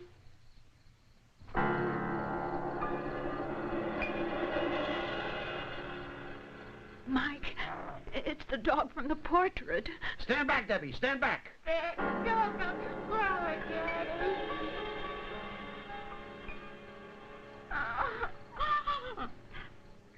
Darling, baby, you could have been hurt. And the puppy, how you going to? But you should never run away from us. Debbie, don't ever run away from us. I want to find my puppy. Where did you find the new dog, baby? In a big place. In a big place? Where, Debbie? There was a big giant place. It was so dark, but I wasn't afraid of the dark. There are all kinds of funny people in it. Where is the place, Debbie? Over here, Daddy.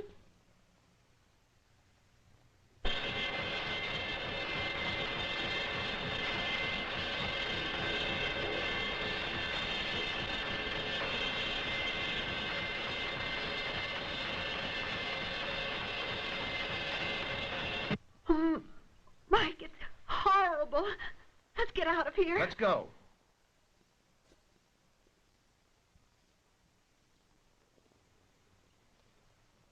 Get in the bedroom and lock yourself in. I'm going to find Torgo. He's got some explaining to do. Hurry, please, hurry.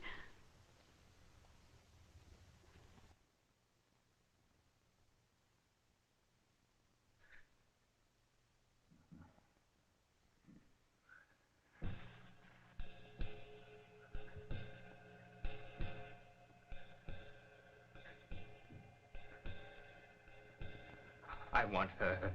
She's mine, mine, mine. Do you hear? I want this one. You have all the wives you need. She's mine. Look!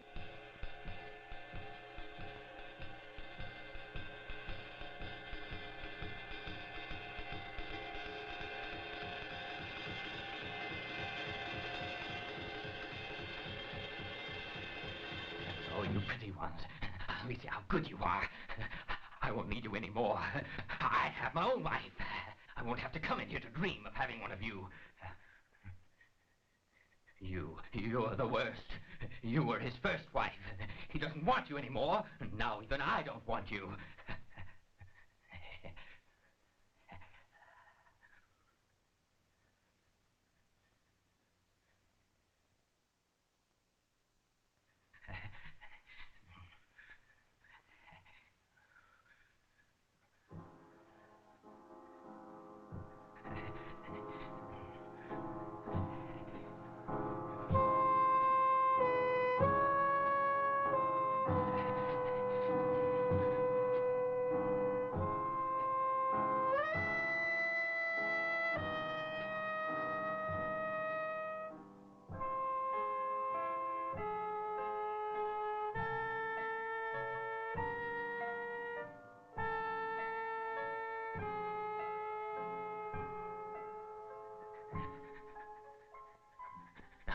I'm through with all of you.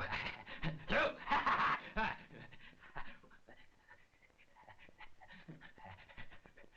Through! Do you hear me?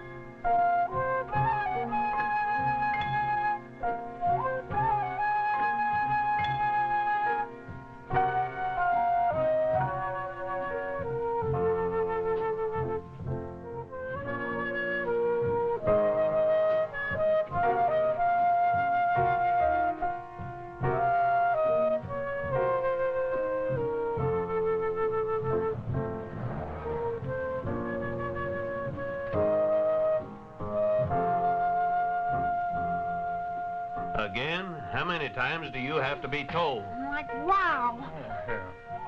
Have a heart, will you? Go chase that other couple. What other couple?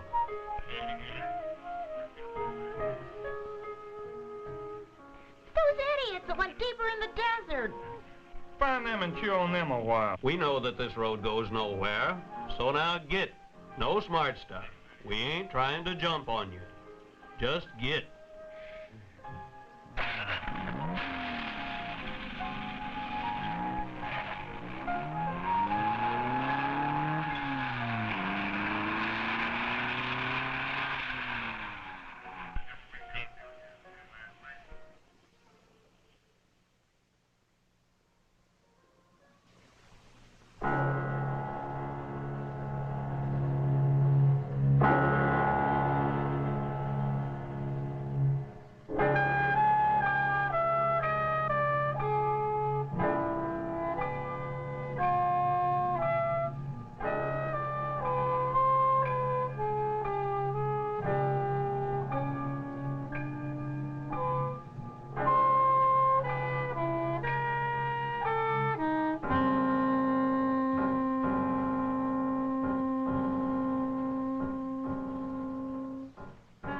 Manos, thou of primal darkness, thou who dwelleth in the depth of the universe in the black chasms of night.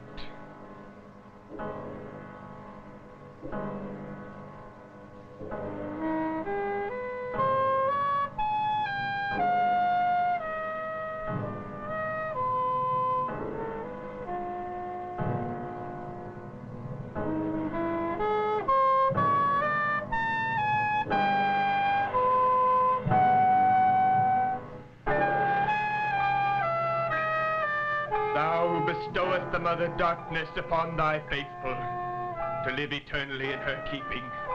Thou dost make him most blessed forever. And thou who dost curse with eternal burning light those who transgress against thee, holy art thou, holy art thou, holy art thou. Manos will be done. Thy priesthood remains steadfast, thy priesthood remains constant, thy priesthood remains righteous. Thou hast taught us, O Manos, and we have listened. Give ear to our words, O Manos, and hear us. Hear us, hear us, for we are faithful, and thou art our God. Arise, my wives. Give ear to the words of Manos. Arise, my wives, and hear the will of Manos. The child will live, she will grow up to be a woman, and as the oldest of the wives, I demand that she live. The child will live, she will grow up to be a woman, and as the oldest of the wives, I demand that she live. She was brought here and she must be killed. The child will live. Why has a child been brought here? Why? And a female child at that. She will grow up to be a woman, and as the oldest of the wives, I demand that she live. She was brought here and she must be killed. The child will live, she will grow up to be a woman, and as the oldest of the wives, I have never complained about sacrificing a man, but a child? The woman is all we want. The others must die. They all must die. We do not even want the woman. The child is a female. She must not be destroyed. She will grow up to be a woman. She must be killed. No. I am the oldest of the wives, and it is my privilege to say that... Enough! Enough of this stupid bickering. A child must die.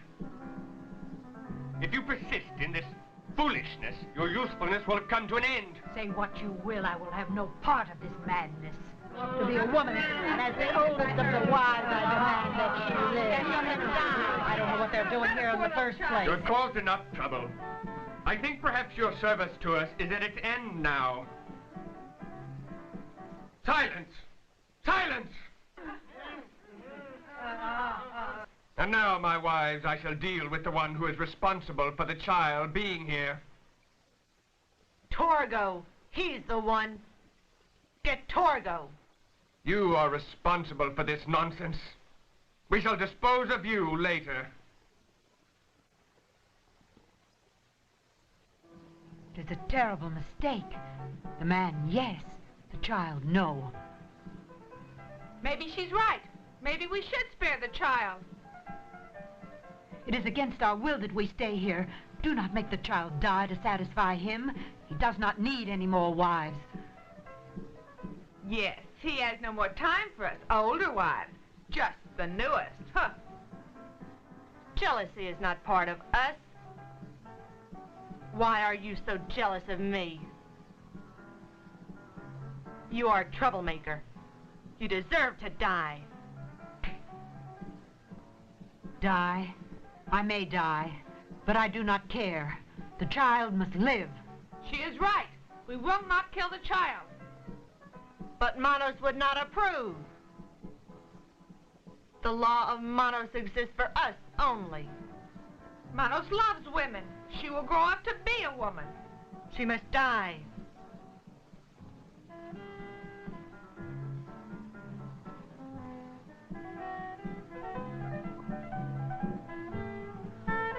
When the master hears of this, he will be furious.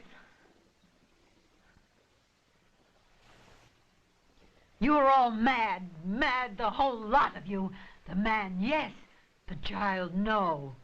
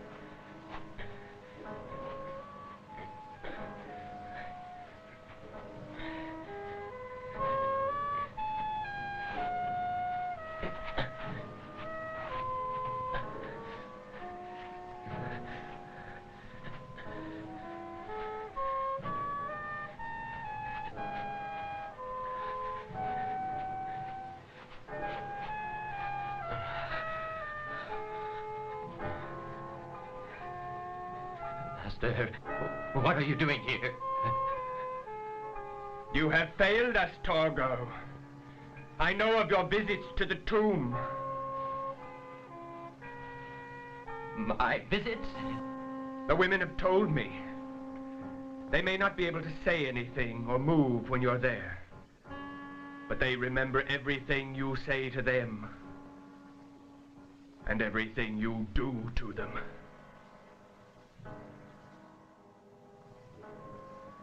But, Master, you have 6 wives. Why can't I have one for myself? You are not one of us. Therefore, you cannot have one of them. But I have one now. This one is mine. You'll never get her. You have failed us, Torgo. For this, you must die. Fail you? No. You have failed yourselves. You'll never kill them. I'll help them. You have failed, and you must die.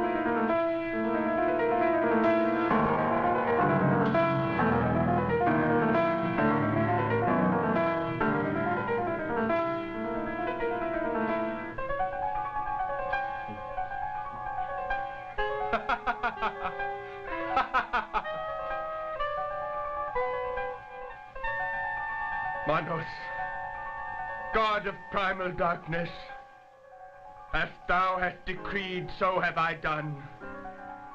The hands of fate have doomed this man. Thy will is done.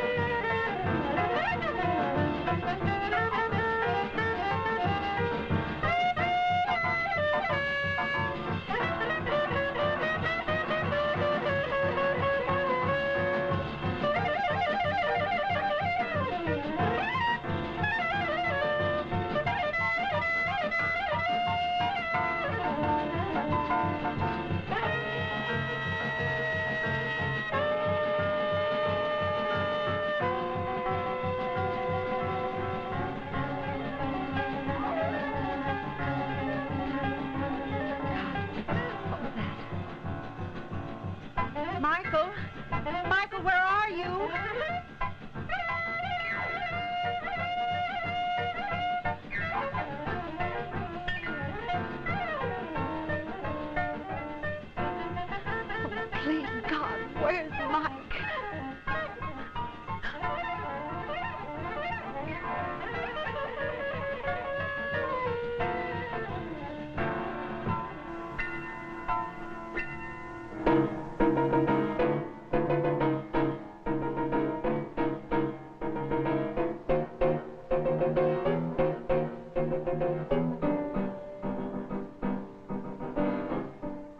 Stop!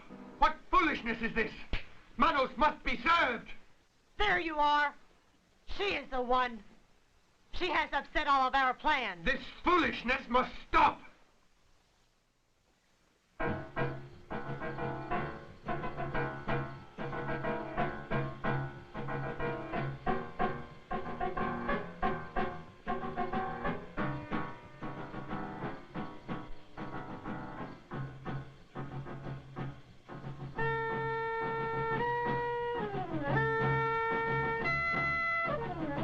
There's been enough trouble. Our purpose must be served. There will be no further insolence. But the child... We cannot kill a child. Yes, we can. You have caused enough trouble. As soon as we have disposed of Torgo, we shall take care of you. Your power fails you. I have no more fear. Seize her and prepare her for sacrifice.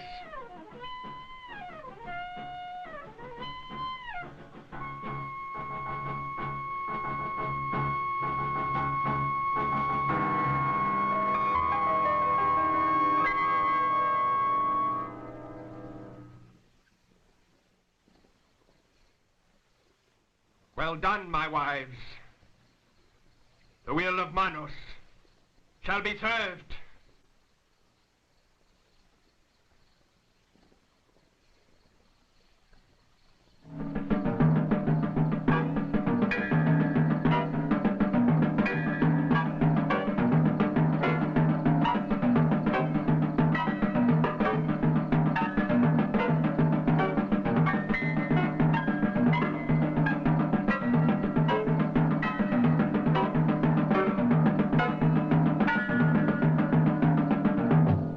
Manos, that he be sacrificed.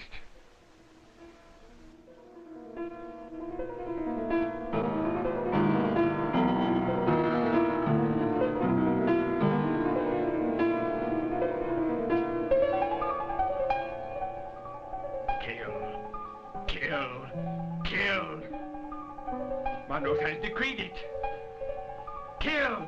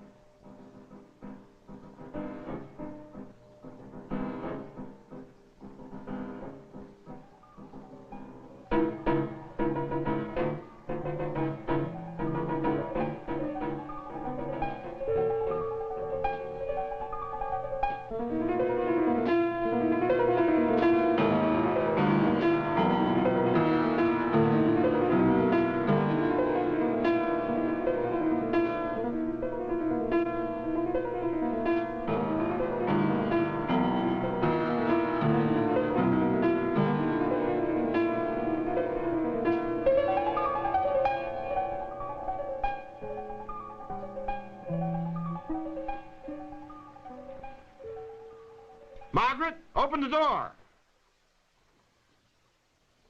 Margaret, open the door!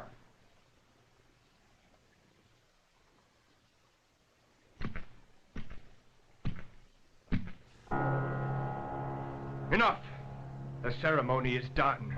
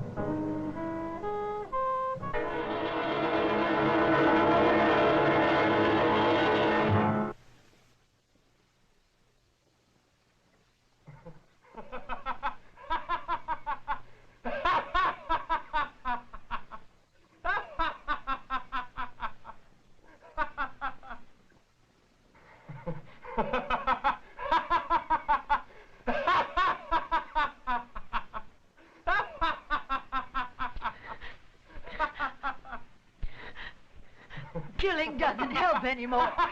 You're all finished.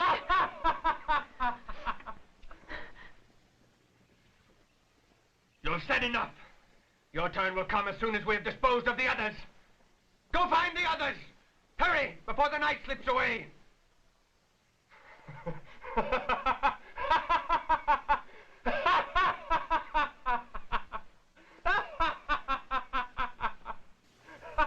But the window, Mike.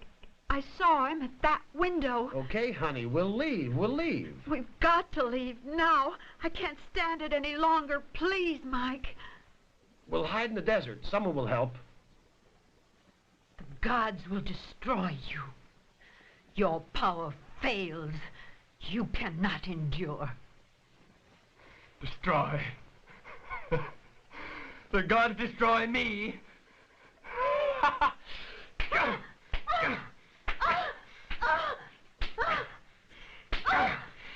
Destroy me. I am permanent. Manos has made me permanent. Your power fails you. You are losing your control. Even Torgo defied you. And he was destroyed even as you shall be. Your power does not affect me anymore. Even your other wives do not trust you. See, I do not fear you, even though you beat me. Beat me again. Beat! Beat!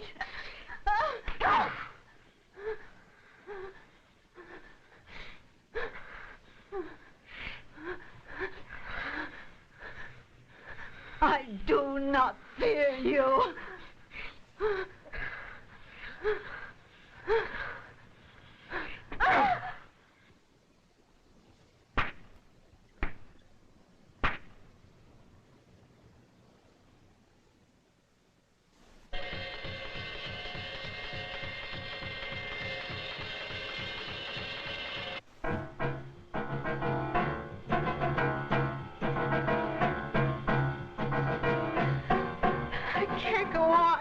Take Debbie and run. No, darling, we'll make it. Let's go.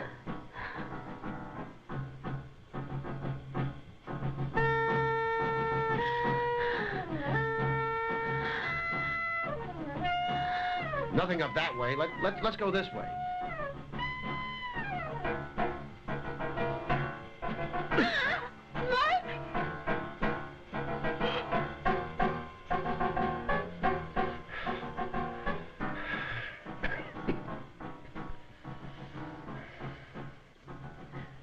Mike, are you all right?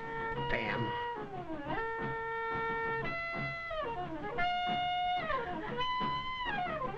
Mike, we can't go on this way.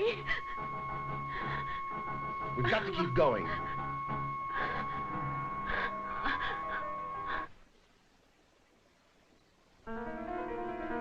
They have gone. They have left the house. We have searched everywhere.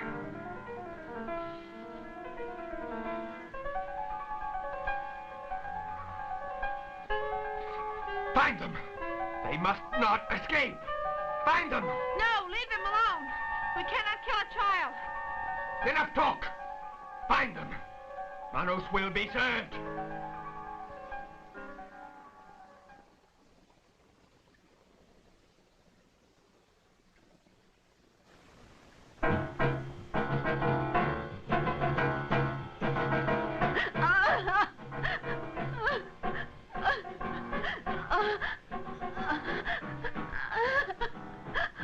I can't make it, Mike. I can't make it. Save baby. Save Debbie.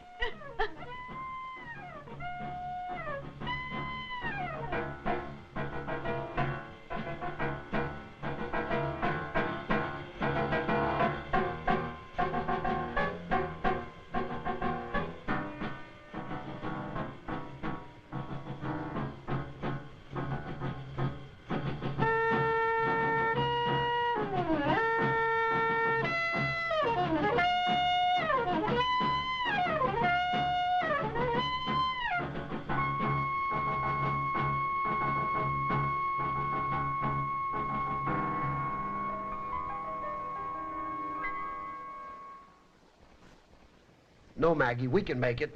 We'll rest here for a minute. We can make it. Let's go back. They'll never think of looking for us at the house. You know, you might have a point there. Please, Mike, please, I can't go any farther. Listen, we can lock ourselves in the kitchen. I have my gun.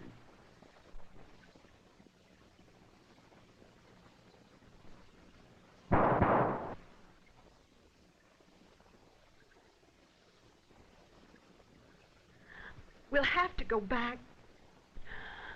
Okay. It might be the safest place, especially since they're out here looking for us. Scared, I'm scared. Where's my puppy? Please, Debbie, not now.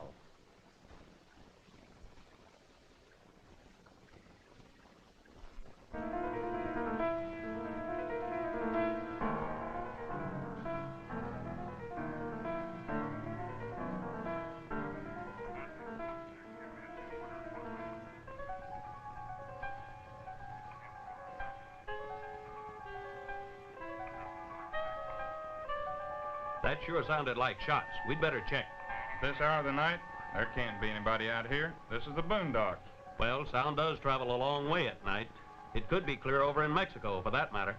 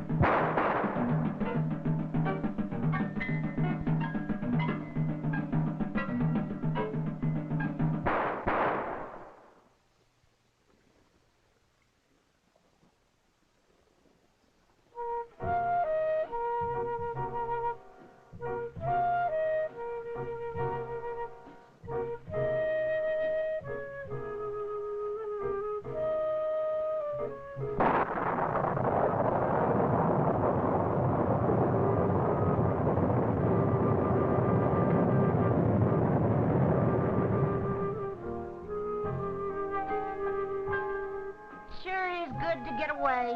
Damn the rain. Vacations are fine, but this one should be great. Yeah, the gang's coming up for the weekend. What a blast.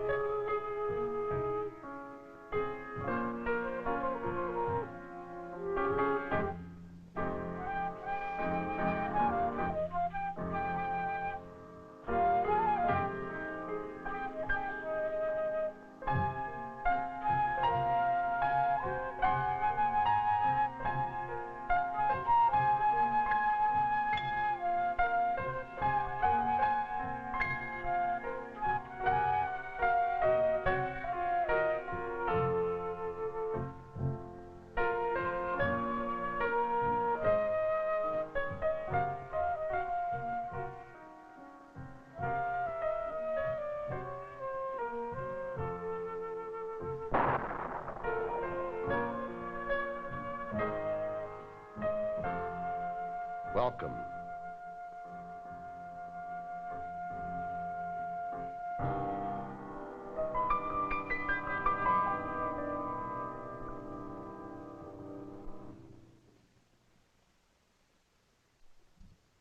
I am Michael. I take care of the place while the master is away.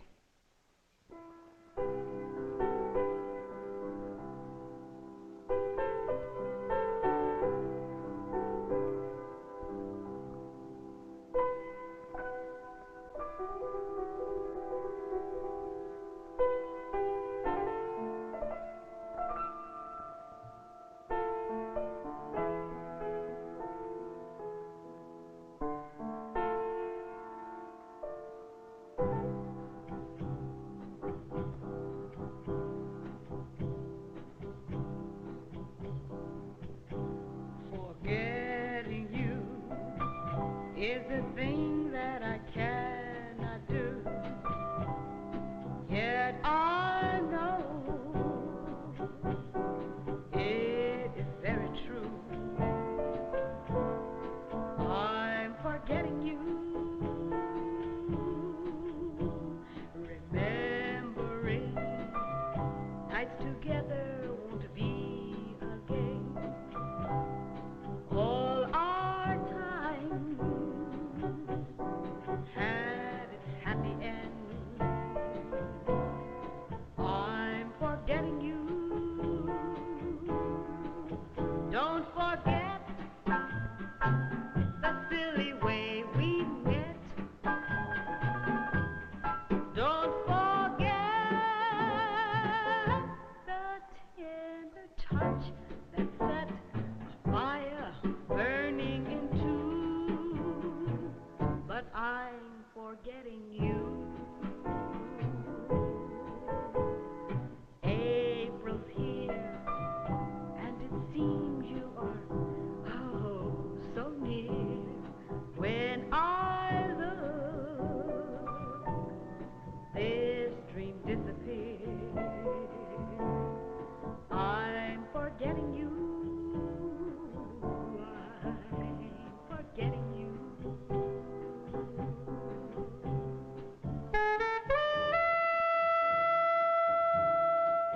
Don't forget the silly way we met. Don't forget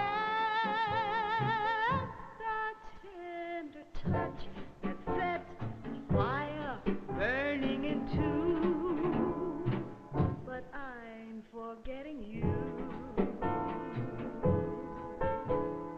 April's here, and it seems you are oh so near. When I look, this dream disappears. I'm forgetting you. I'm forgetting you.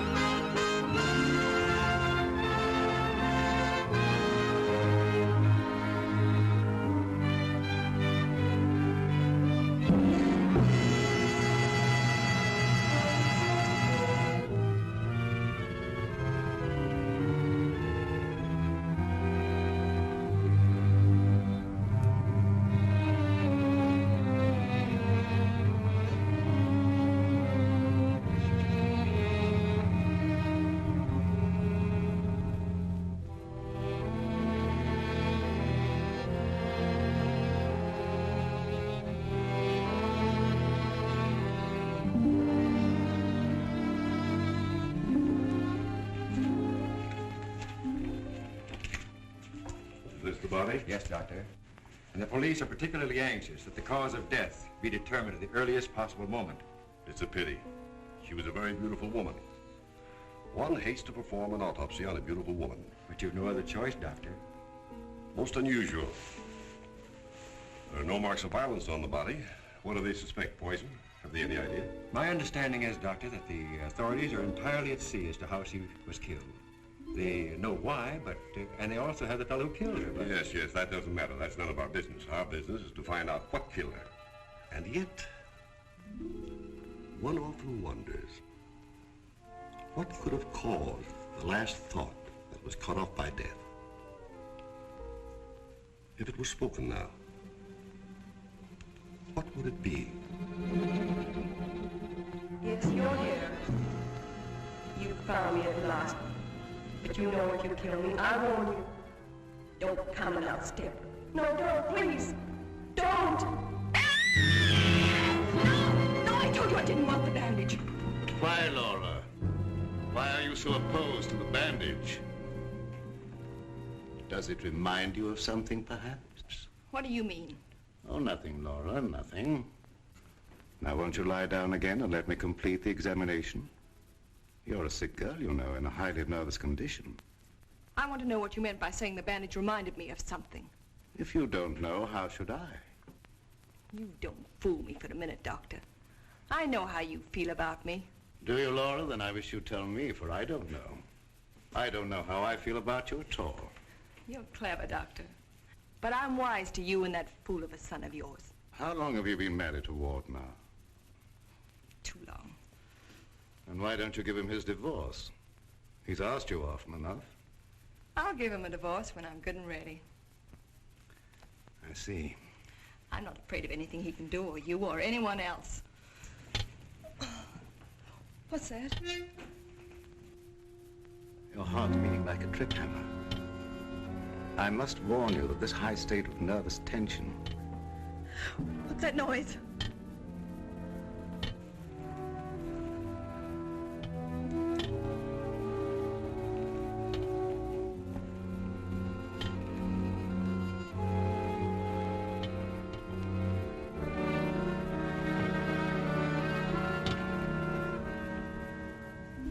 It's only a branch tapping against the window.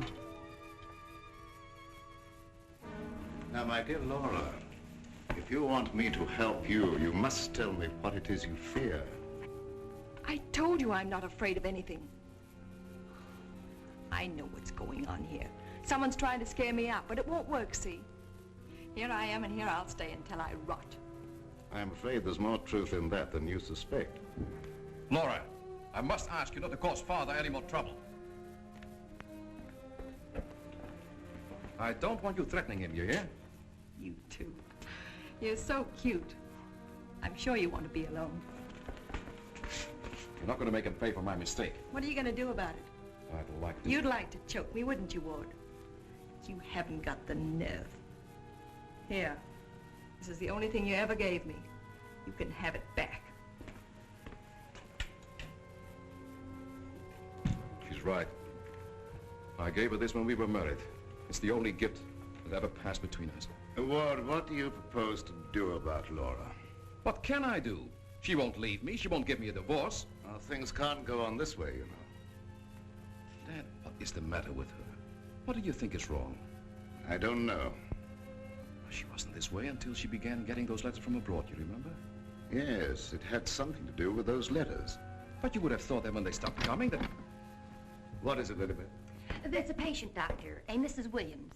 Williams? That's the name she gave, and she's decked out like she's going to a horse show.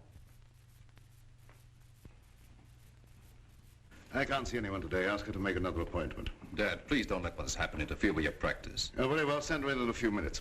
Sure, Doctor. Oh, yeah, that Bill Raymond's waiting. Do you want to see him? Who's he? That private cop who's always hanging around just hoping somebody gets murdered. Oh, yes. He's probably come for his check. Take care of it, will you, Ward? Yes. Elizabeth. Yes. This for you. Gee. Thanks, Mr. Rory. But this belongs to Mrs. Van E, doesn't it? Not anymore. It's all yours. She won't get sore, will she? I don't want to have any trouble with her. You know how she is. I know. We all know, Elizabeth. And I want to thank you for your patience. Run along now, Elizabeth. Yes, Doctor.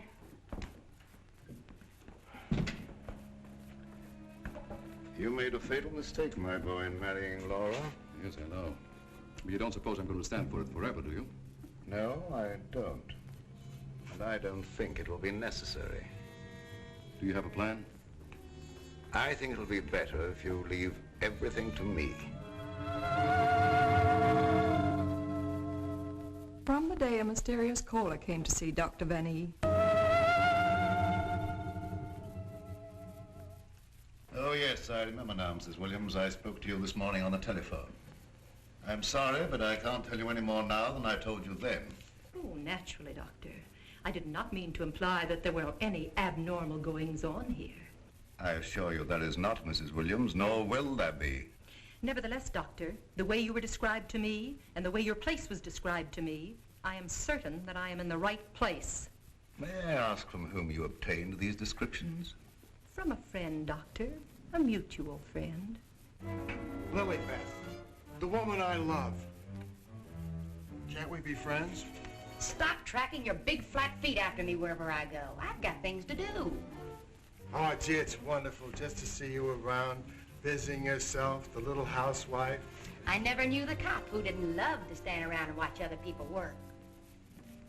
Mrs. Williams, it's obvious from your conversation that you've come into possession of certain facts concerning my past. I know of only one person who could have given you that information, and it was my belief, yes, even my hope, that person was dead. But let me say that even if that person were alive, I should not submit to blackmail from you or from anyone else. You show great courage, Doctor, for one in your unusual position. There has been no question of blackmail. I came here seeking your cooperation, which you have refused to give. So, let us call the matter closed. Thank you. Au revoir, Doctor.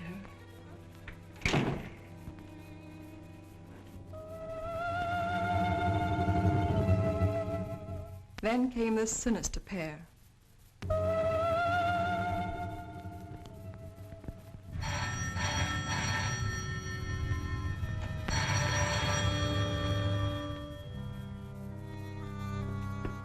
My little guardian of the doorbell. If you had waited another second, Inigo and I should have kicked the door in. Yes, sir. Sir, there is an air of inquiry about you that immediately offends my deepest nature. There is something suggesting Scotland Yard, the French Sûreté, the Italian Carabinieri, the Turkish Police, and other minions of the law. In short, sir, I think you're a cop. Yeah, how'd you know? I believe I'm in the home of Dr. Joseph Van E. Yes, sir. I mean, sirs. Oh, do not be polite to Inigo. He's only offended by it.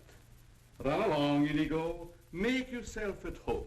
We got a nice tree in the yard, but it ain't got no coconuts.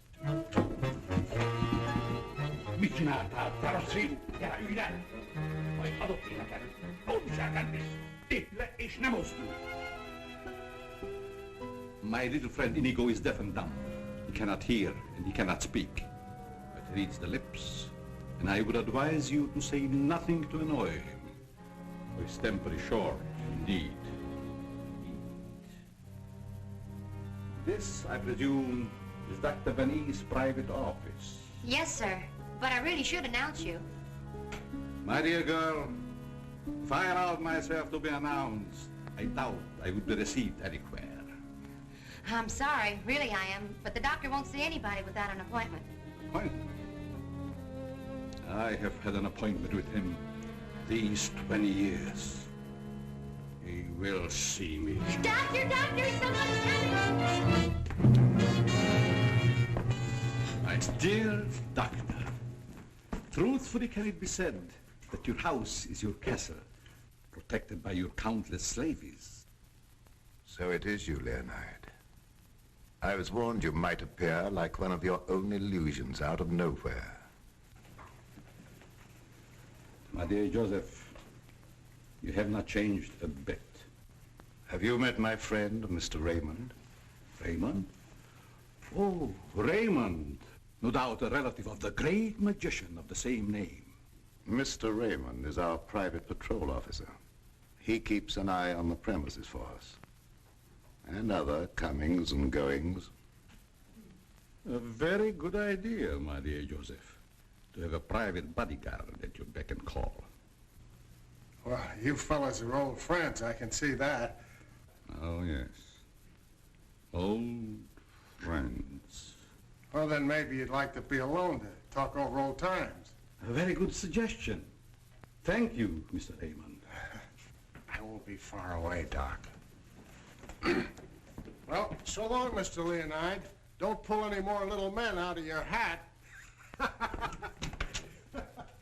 Well, Leonide, what brings you to me after all this time? The long arm of coincidence, my dear Joseph. Simply the long arm of coincidence. Aren't you glad to see me again? No, I can't say that I am. You with your foreign background and I, what have we two in common? Always truthful, Cousin Joseph. As when we were young men. You might have said no and saved your career. But you prefer to tell the truth and ruin yourself. What do you want here, Leonide? A few days' hospitality, my dear Joseph. Nothing more. Is that too much for one cousin to ask of another? Remember, we agreed not to think of each other as cousins again, Leonide. Bygones, my dear Joseph. And I'm willing to forget. And I suggest that you do the same. You've grown older, Leonide, but there may be something in what you say. I'm not one to hold a grudge. But don't do anything that will make me regret my action. You have my promise. Now, if you will show me to my room.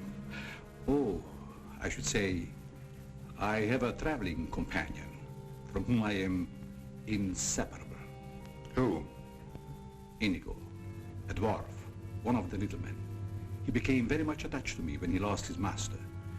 You do not object? What good would that do? How true. Very well. You may have the room next to my daughter-in-law. I know you'll like that. Oh, yes. The lady, who I am told has an utmost horror of having your eyes blindfolded. A phobia of most interesting origin, I dare say. Something to think about. That night, my husband questioned Leonard about my past.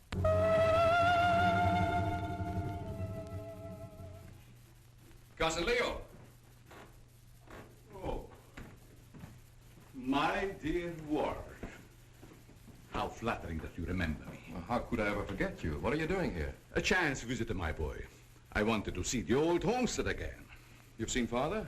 Yes, and he received me with open arms, in a manner of speaking. I don't mind telling you, you came at a very bad time. We're having some trouble. My boy, trouble and I are like this. I presume you refer to the charming lady in the room next to mine, your wife, I believe. Yes, Laura. I haven't met her, but I'm looking forward to the pleasure. I'd like to talk to you for a moment. All right. Perhaps you can help us. By doing what, my boy? You've been everywhere. You were caught in Europe during the war. I'd like to show you something. You may be just the person I'm looking for. If I can be of any service. Did you ever hear of a dance team called Renee and Lorette? I don't think so, my boy. And then again... There must have been such a team. Look.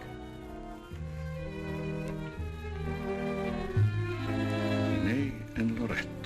The dance of the green mask in the green room in Paris. The green room. Yes? Oh, the face of the man does seem slightly familiar. May I ask, where you got this photograph? The maid, Lilibet, found it in Laura's room and turned it over to me.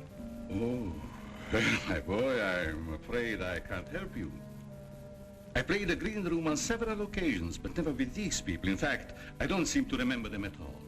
And I appeared in many clubs during the occupation. I'm sure the girl behind the green mask in this picture is Laura. How can you be sure? Who can ever be sure what's behind the mask? If the people in this photograph would suddenly come to life. I'd like to know who the man is. It can be anyone, my friend. Anyone. In this makeup, it might be even I. I wish you wouldn't joke about it. This is very serious. Of course. But let us say you found out who the man in the photograph is. What then? I have an idea that if the man in this picture were to show up, I'd find out I wasn't married to Laura at all. Think over what I've asked you. It'll be to your advantage. Certainly, my boy. I will give it every consideration. And perhaps something will occur. Who knows? Don't you want to leave the photograph with me for my further study? It might be the very incentive that my memory needs. No, thanks. I'll keep it.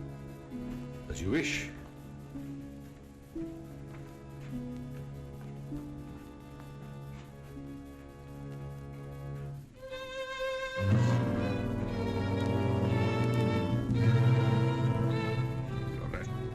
Lorette. I'll make a bet the man in green will get you yet.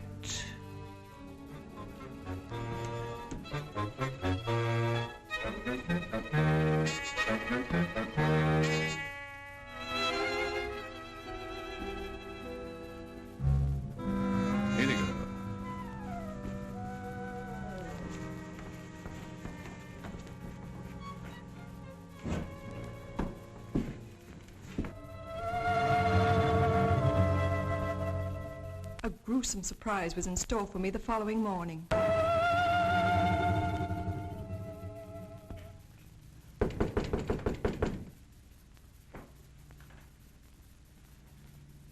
Who is it?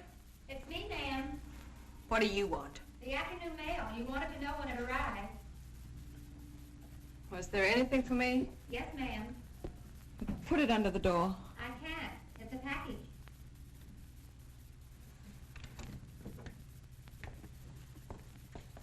What's in it? I don't know. It's against postal regulations to open other people's mail. That's never stopped you before. I'd like to know what you mean by that remark, ma'am. Oh, shut up and get out. Don't you want me to help you open it? No, I don't. Get out. It's addressed to you in green ink with a warning. Look out for the man with the green mask.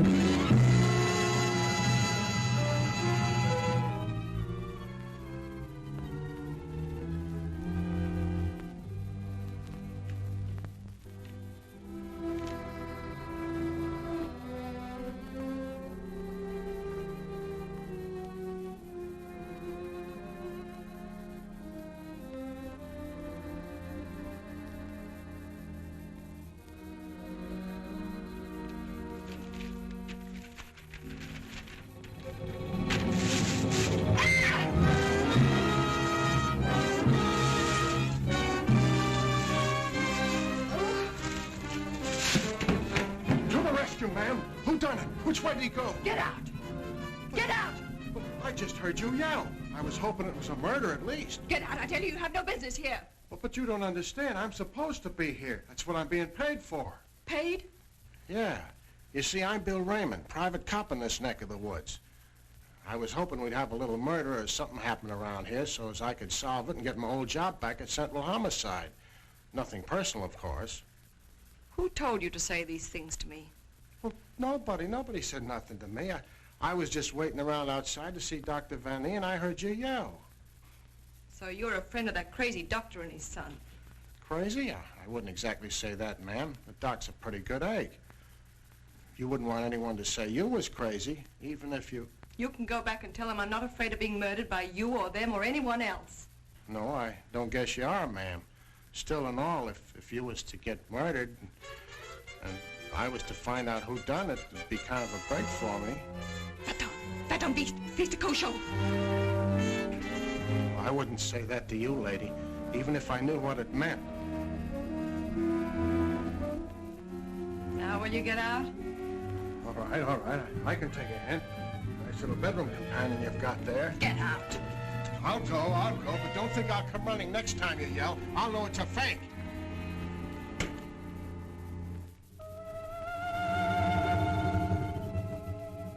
I became afraid and my mind started to crack.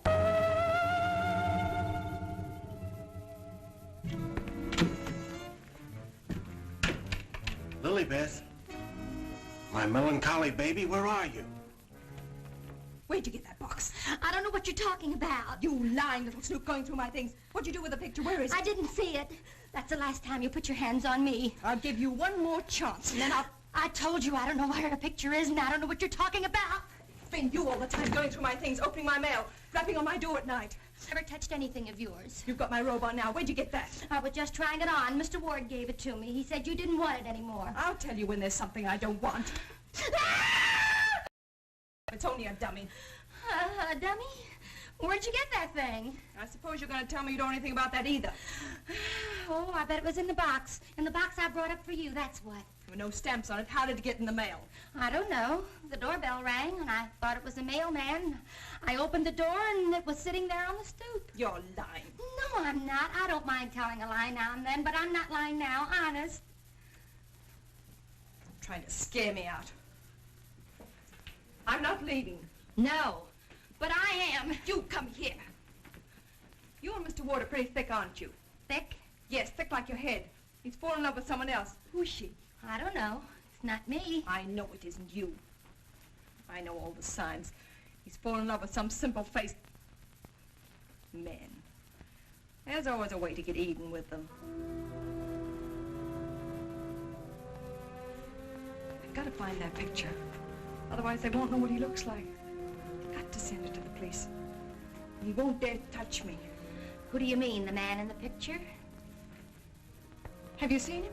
Maybe I have, and maybe I haven't. Maybe I saw him go behind the thicket, or through the wall, or under the house. He's here in the house? Yes. I let him in. I let him in. He was waiting outside to get you, Miss Laval. Miss Laval. There's nothing safe from your prying eyes, is there? You think you know everything, don't you? I know why you're afraid, and I know what you've done. No, I'm not so thick. I'm not as thick as you think I am, Miss Laval. That head's supposed to be you, kind of a calling card. I'll remind you that... Why, you...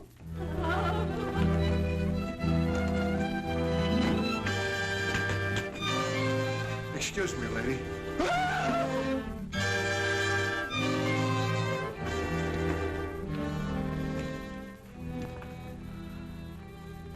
I'm afraid.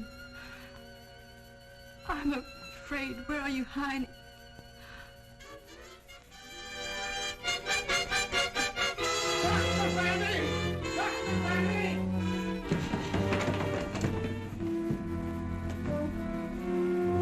Dr. Vanny! Dr. Vanny! Doc!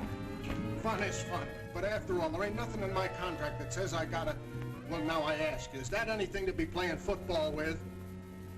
Where did you get that, Raymond? Miss Vanny chucked it at me like I was a pass receiver for a football team. And I'm all out of practice. Let me see it. This comes from a group of anatomical specimens that was locked in a room in the cellar. How did you happen to get it? That's what I'm trying to tell you.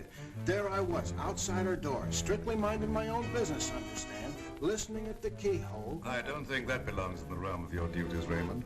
But, Doc, there were screams inside. You gotta admit it's within the longitude of my profession to make with an investigatory reaction thereto. What am I saying? I don't understand how his head got from its locked room in the cellar. Well, the way I heard it, it was sent to Mrs. Vanny. That was rather a gruesome practical joke. Why, your anatomical locker hasn't been opened for ages. I think you once told me you'd lost the only key to it. I know. There is no key to my knowledge. Why, that thing didn't walk out of the room by itself. Hardly. Doc, I'm worried. What about, Raymond? Well, now, take this head business. The whole thing don't seem hardly serious to me. I think that if it's all the same to you, I better be checking along to other duties. You're not afraid, are you, Raymond? Who, me? Scared? It's just that I don't think that there's going to be any murder here done after all. That's too bad. Well, it's not your fault, I guess. It's just not my lucky day, that's all. Thank you, Lilybeth. Oh, Miss Lilybeth, have you a little more coffee in the kitchen? What happened to the 3 gallons I already gave you today? Lilybeth, What you need is a good, strong, steady man. Who is always hanging around, tracking up my floors and things. What's that on your shoe? Looks like cobwebs from out of the cellar. What were you doing in the basement? It could have been the attic. Bill Raymond, you're holding out on me. What are you up to? Up to? Yes. Who asked you to go poking around in the cellar? It was in performance of my duty. What duty? What did you find? Absolutely nothing. That's what makes me so disgusted. Too bad about you. You know, Lily Beth, I think somebody around here is just kidding. They don't mean business at all. Why don't you just wait around and see? Say, if you got any inside dope, I wish you'd tip me off. If I'm ever going to get back to Central and prove I'm a good detective, I gotta have some clues.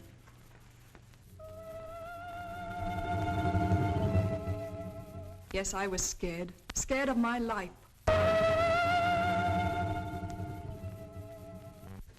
I expected big things of that ghoulish-looking guy, but he ain't delivered neither.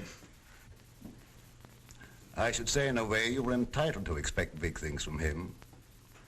Leo was once confined in this house when it was an institution for the insane.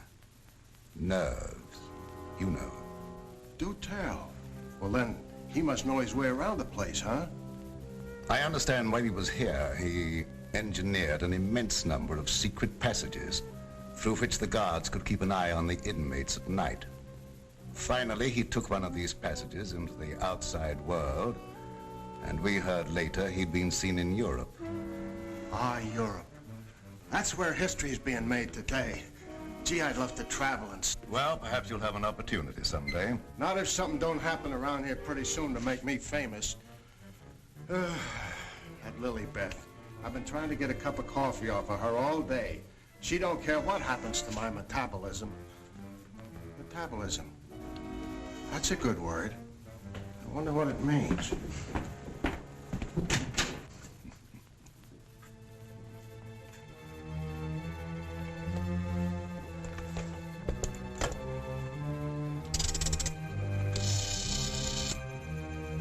Operator, I want the police right away.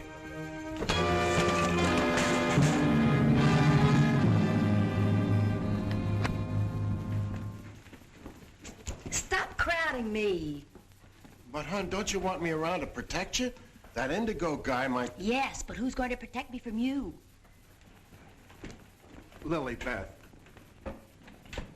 My wild Irish rose. I just live for the day when I can take you out of all this. When I can slave and get you the luxuries in life. Gee, I'd gladly work my fingers to the bone to buy you expensive motor cars and furs and jewels and things and serve you breakfast in bed. What's the matter with me? Am I crazy? Yes, and I'd hate to hang by my neck until you got me all those things. Yeah, you might get a little blue in the face.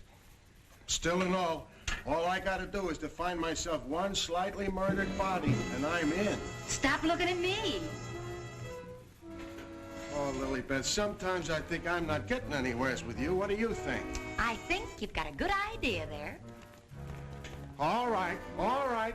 You'll be sorry someday when you see my picture in the paper. Wait and see. Hey, Lily Beth, why don't you answer the doorbell? Maybe that indigo guy wants in.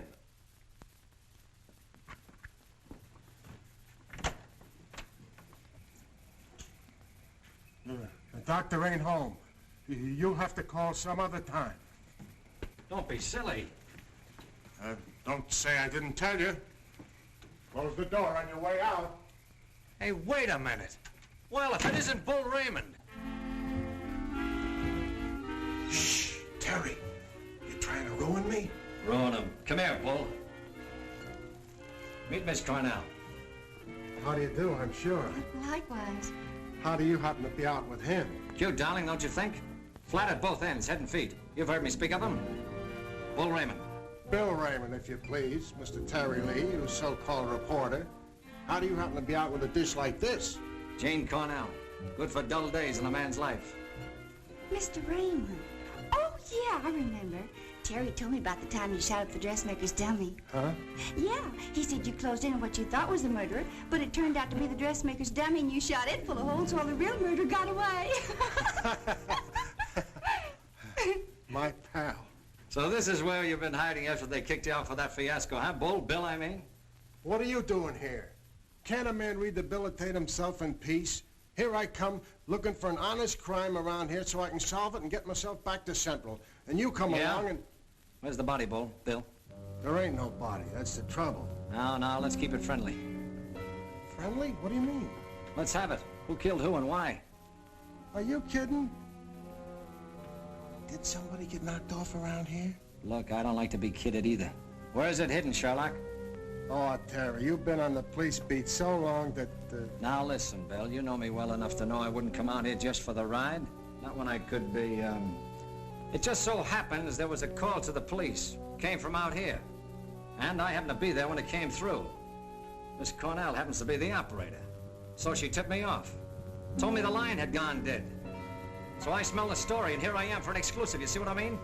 What's in there? Well, that's the doctor's consulting room, but there ain't nobody in there. I've been standing here for quite a spell. Open it up. Let's take a look. That's funny. The lights in here ain't almost never out. In you go. Never do that. I could get killed that way. Is that bad? Oh, so nothing's happened around here, huh? It's busted.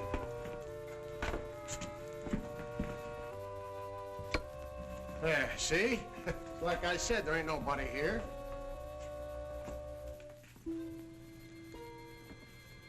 Hey, cut it out, will you? You're making me dizzy. Well, sure, somebody stumbled over it and pulled it out of the wall. Could happen anywheres.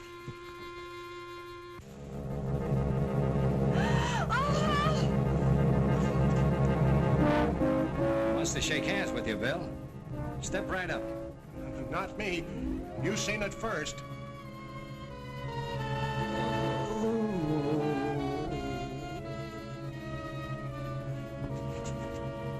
Doc! Raymond, did you try and kill me? Oh, why, Doc, why should I do that? You ain't paid me for last month yet. How long you been here? Now, let me see. I was going to make a telephone call when... Somebody conked you, huh, Doctor? Then ripped the telephone wire out? Yes, I imagine that is about what happened. Who are these people? Well, they're all right, Doc. This is Terry Lee and Miss Cornell from the Times. We don't want any reporters here. Nothing's happened. Look, Doctor, nobody ever wants reporters, but then something happens and there they are. But nothing has happened. I fell and hurt my head. Oh, I see. Then you got up again, put yourself on the table, and got all nice and pretty in that shroud there. You won't get any story here. And now, if you'll excuse me, I have some work to do. Doctor, do you mind if we stick around for a while? Seeing that nothing's happened, well, why not? Very well, you may stay for a while, but I warn you, if you make yourselves objectionable in any way, I'll have Raymond throw you out. Well, come on. You heard what the doctor said. He's busy. Get out of the office.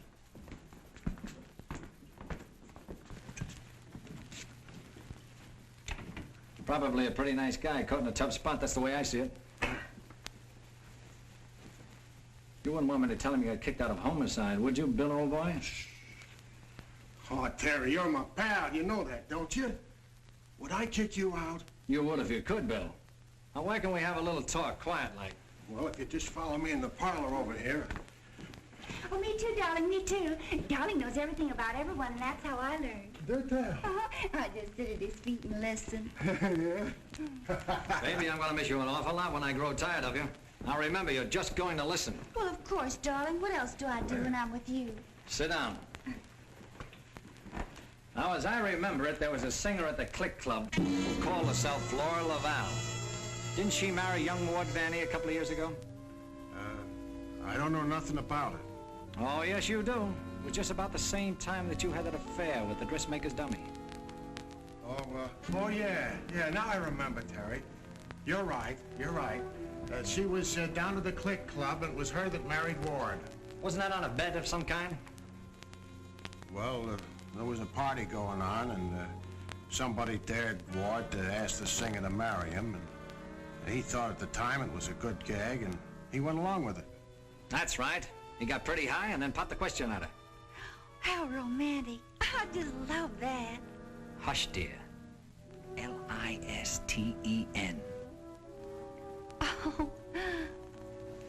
Well, that's how it happened anyway. Ward woke up the next morning and found himself married solid. He'd asked her, and she'd snapped him up. Oh, and they lived snappily ever after. I don't care. I think it was sweet. Darling, couldn't I get you high sometime and... Sweetheart, have you ever heard the old saying about little girls? What's that? Little girls should be seen and not heard. Now go on, powder your nose. I think I'll be shoving along, too. Now, wait a minute. We're just getting started. We were talking about a singer who called herself Laura Laval. Pushed her way into this house for good reasons of her own. Gentlemen, I beg your pardon. I must tell you frankly, I have been eavesdropping. Professor Leonard, this is a reunion. My boy, you must forgive me. You seem to remember me, but I do not recollect you. When was it? What was it? Oh, Professor, it was a long time ago, and I was a kid up in the balcony in Albany. Yes? When you brought down the house with great feats of legerdemain. Oh. You remember, Professor? That was the night that the box office receipts disappeared, just like magic. Part of the act, my boy. Just a part of the act. It's a pleasure to meet one of my youthful admirers. Terry Lee of the Central City Times. Oh, the press? Well, it's nice to have known you. Wait a minute, Professor. What's your hurry? Are you afraid I might bring up the subject of those certain unfortunate recent connections of yours? Shut in the dark, my boy, I'm sure. And I will ignore it. Of course. And this young lady, no doubt a companion of yours. Jane Cornell, my fiancée. Delighted. Likewise, I'm sure. Delightful. And I would suggest to take very good care of her. Mr. Lee.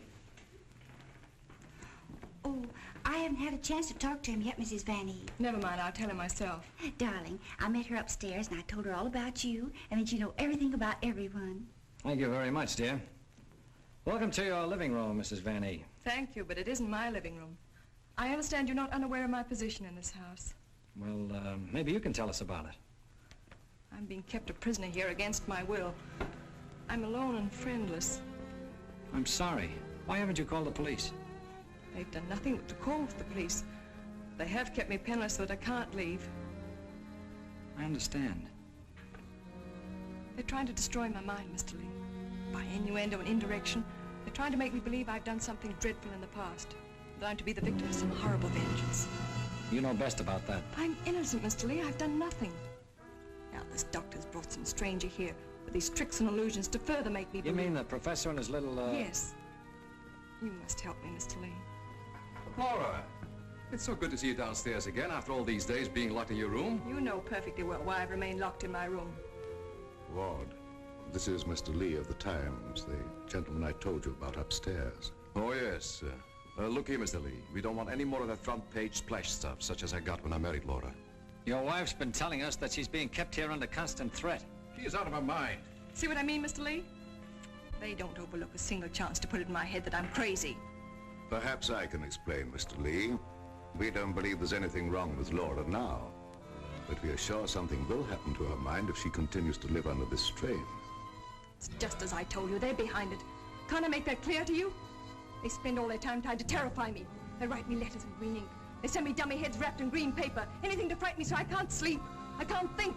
The only thought in my head is that I'm going to be killed. These are very serious charges, gentlemen. And I might say it'd make a perfect front-page splash. Lee, if you dare print a word about those ravings of my wife... Don't do anything to make me think they aren't ravings, Mr. Van Eve.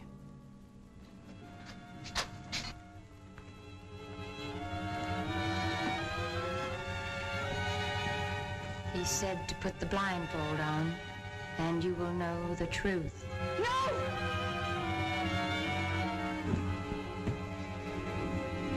What's wrong with her, Doc? Quiet, Raymond. You don't mean that she's... Dead, Raymond.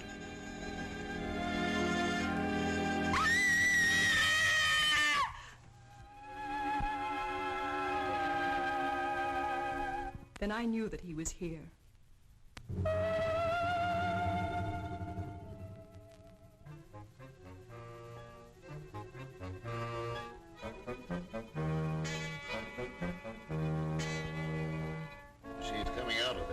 is in an advanced state of shock. May be necessary to administer a sedative. That's intended to shut her up. I'd like to hear her do some more talking, Doctor. If her mind is allowed to dwell upon what's happened, that may be the breaking point. Well, you've got all the answers. Look here, Lee, I don't like your tone. If you have any insinuations to make them to me. Okay, I will. Suppose you and I talk this over downstairs. I don't recognize your right to question me. However, if it'll make you leave Father alone...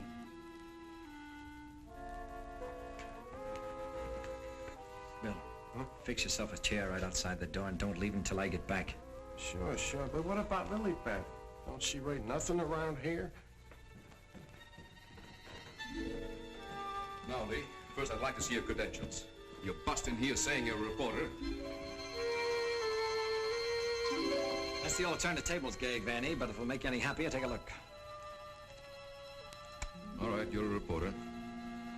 But I still don't understand how you and the young lady got the news about our troubles. Do you really believe that story, Lee? Do you in your right senses really believe that we are keeping Laura a prisoner here? That's what the lady says. She said that... Nonsense. Nothing would please me more than if she got out. Look, I don't get any of this stuff, Vanny, but there's a tricky deal going on around here and I intend to sit in on it. Too bad I can't flash the city desk to make ready for a front page replay. Yes, isn't it? Either your wife is the victim of a well-plotted program of persecution calculated to drive her insane, or she's the witch you say she is.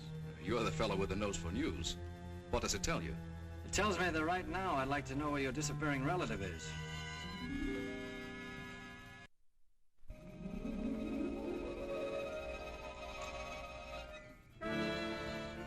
Get back, you fool. What's out there? I have a right to know.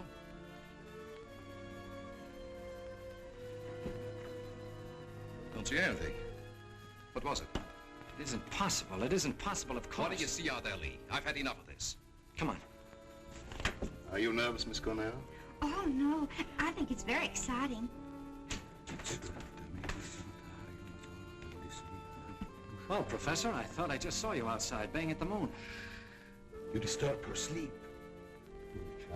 Where have you been? How about you start acting normally for a change? You're bringing suspicion upon all of us. I, my boy? What have I done? Suppose you tell us. Has no one arranged to silence you yet, Mr. Lee? What a pity. I don't silence very easy, Professor, and it'd take a lot more than what you've done to her. Do you suggest that I had a hand in that poor girl's unfortunate demise? Why don't you behave yourself, Professor? Mr. Van E here has the right idea. You're just gumming up the works. I did my humble best. Who are you working for? What do you expect to get out of it? I'm discharging a debt, Mr. Lee. A debt contracted many years ago. Now, are you any wiser than you were a moment ago? No, but I'm beginning to get a general idea. By the way, how's that little girl of yours? I hope fervently that nothing happened to her. She would look so beautiful lying here.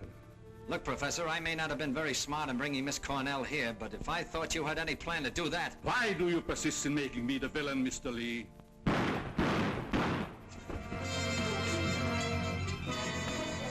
we will let you be the witness, Mr. Lee. I am here. The sounds came from upstairs, right? Always reliable. Now what do you rehearse? In there, Terry! In there, it's murder!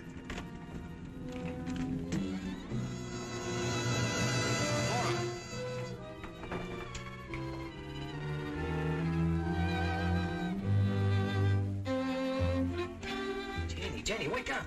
Wake up!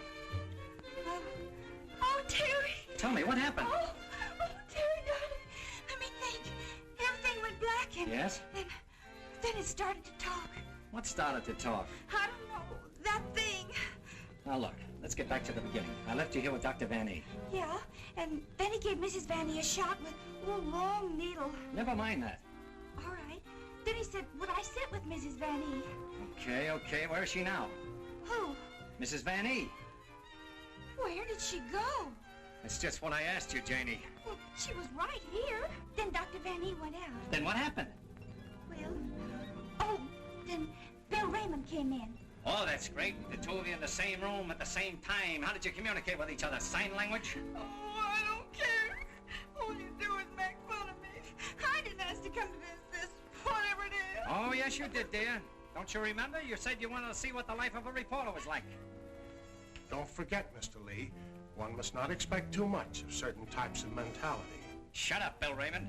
I remember you when you couldn't even make your X. Oh, I want to go home. We can't go home, darling. We've got to get a story. Why? You don't understand. Yes, I do. Why do we have to get the story? Who cares? She's got you there. All right. Now you tell me, what happened to you? Me? Oh, well, you said to stay outside the door, and I pulled up a chair. That's right. She was inside the door and you were outside.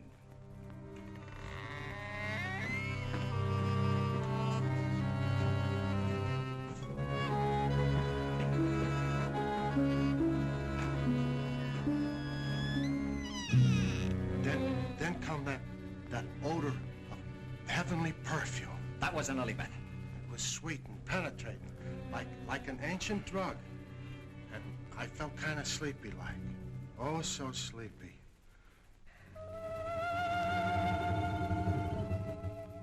At last he had me under his power.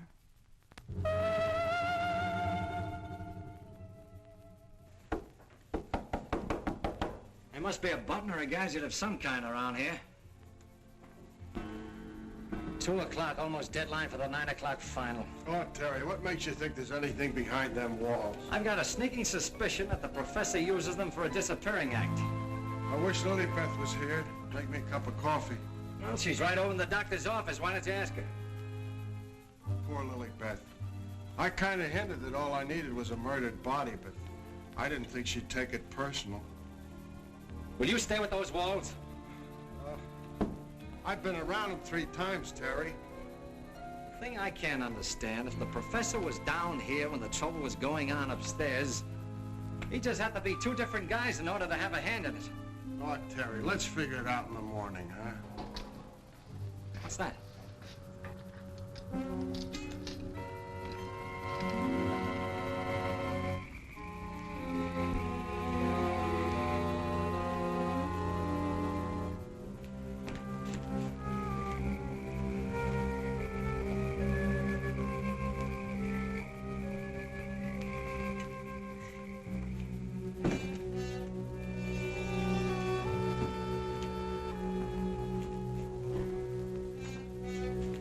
Wake up. Either something or somebody opened the front door. Oh, that's the shortest night's sleep I've had in a long time. All right. Now that you're good and rested, let's see if we can understand what happened upstairs. Well, do you think it had something to do with that picture, maybe, that Lily Beth found in Mrs. Van Ee's room? What picture? Oh, the one with the couple with the 2 masks, you know, like we found, like that mask. Who has the picture now? Well, young Van Ee, I guess. That's the point. Where has Mr. Van Ee been since his wife's disappearance? Well, him and his old man are sleeping, but I guess they got some sense. No. I've already checked that, and they haven't slept in their beds tonight. Wake up! I refuse to answer on the grounds that my attempt to incriminate or degrade me.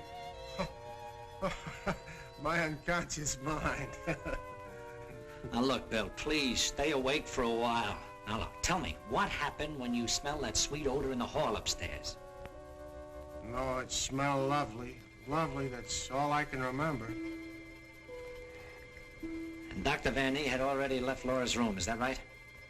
Yeah, he'd gone out, and he said goodnight, and he had given her some sedative or something that he said would take care of her till morning, and then he went down the hall to his own room. And then you fell asleep?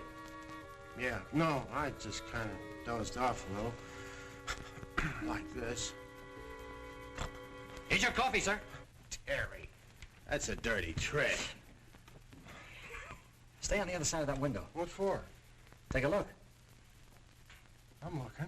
What do you see?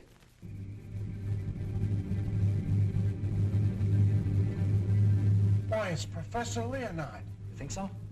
Come on, get outside. Who, me? Yes, you. I can't go out there with Jane in here. Well, why can't I stay inside and watch and you go outside? Oh, that's great. You'll watch the way you did upstairs. Now, do you want that guy to get away? Yes.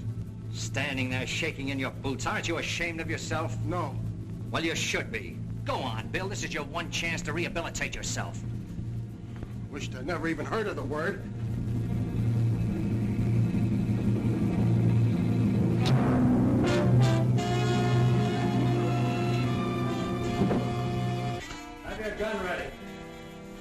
What good is a gun against what's going on around here? Lilybeth! Gee, this ain't natural. Who are you talking to? The woman I loved. Poor little angel. Try and speak to me. She can't hear you.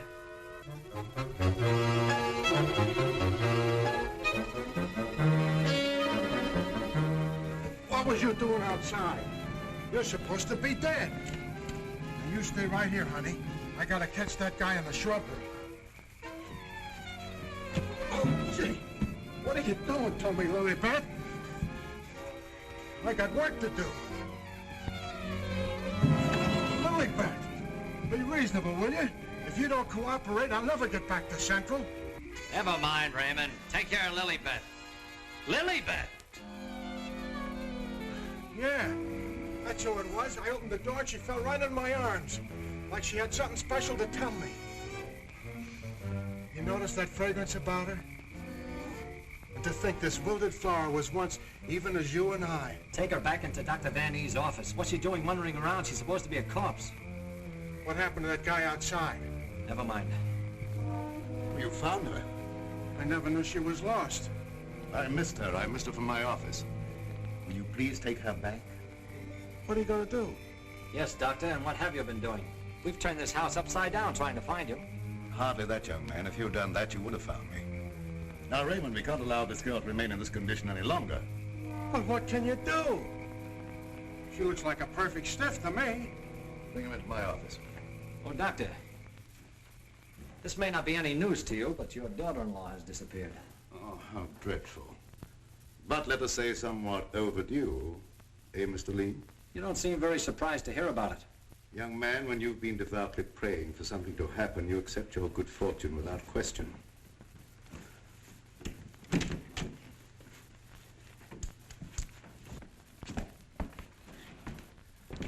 We thought that probably you might be able to throw some light on the subject.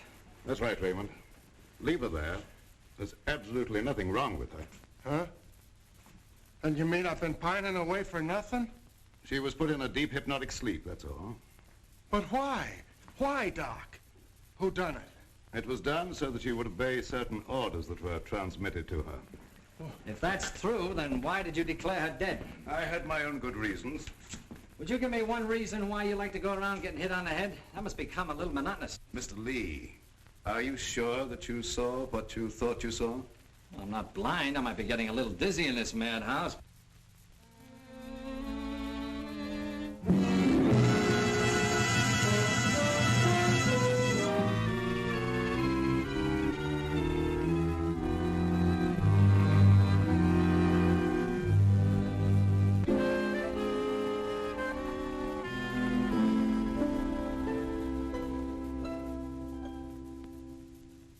You know, Doctor, morning isn't very far off. And when the police get here, you've got an awful lot of explaining to do. You're in this up to your neck. By morning, let us hope no explanations will be necessary. Everything will have explained itself. Poor little sleeping beauty. Do you suppose someone thought she looked weak-minded and picked her out to carry out his commands? That's not always the case, Raymond. If Lee and I were here, we could settle this case very quickly. Gentlemen, it is my peculiar misfortune to always be in a position where I may eavesdrop. How can I be of service, Cousin Joseph? Oh, Professor. Ask me no questions, my friend, and I will tell you no lies. Leonard, you could undo certain mischief that has been done this girl. I know you can help if you will. I could, my dear Joseph. But I will not bring down the wrath of the unknown madman who is loose about these premises. It is a matter of self-preservation, and I had nothing to do with hypnotizing this girl. I have an idea that she may have already carried out the unknown's orders and that he no longer needs her. Nevertheless, my dear Joseph, you must excuse me. Just a minute, Professor. I wonder what would happen, Professor, if in connection with your sudden reappearance here, somebody dug up the old story of why you swindled Dr. Van E and then ran off and let him take the rap. I will not be blackmailed, Mr. Lee. And I observe again that you're a young man who knows too much for his own good. And I would also like to know where you obtained all this information. You're extremely young to have your fingertips on events of 20 years ago. I have a memory like an elephant. I never forget something once I hear it. I'm a sharpie, Professor. As every one of you will admit before morning. Now, Doctor, I'd like to bore you with a few questions.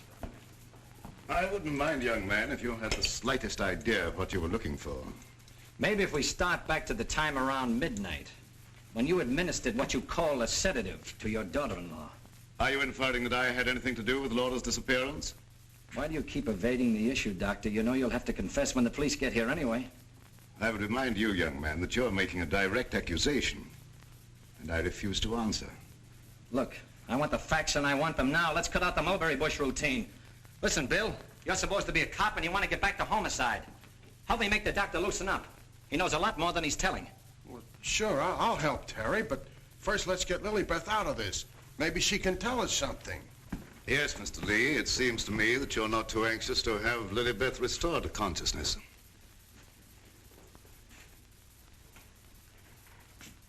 What do you hear, Doc? Her heart's in a very depressed condition. Someone's been giving her orders by mental telepathy. Hey, could I learn to do that? Supposing Lilybeth was in the kitchen, could I telegraph her a wish for a cup of coffee, huh? Perhaps, Raymond, someday when we have a little time, I'll indicate the principles of hypnosis to you. Maria Joseph. The principle of hypnosis isn't as simple as you would make them believe. It requires a long and patient study. But I will risk the rest of the unknown. For I see you truly love this child. And for your sake, I shall use my knowledge. Oh, gee, thanks, Professor. You're solid.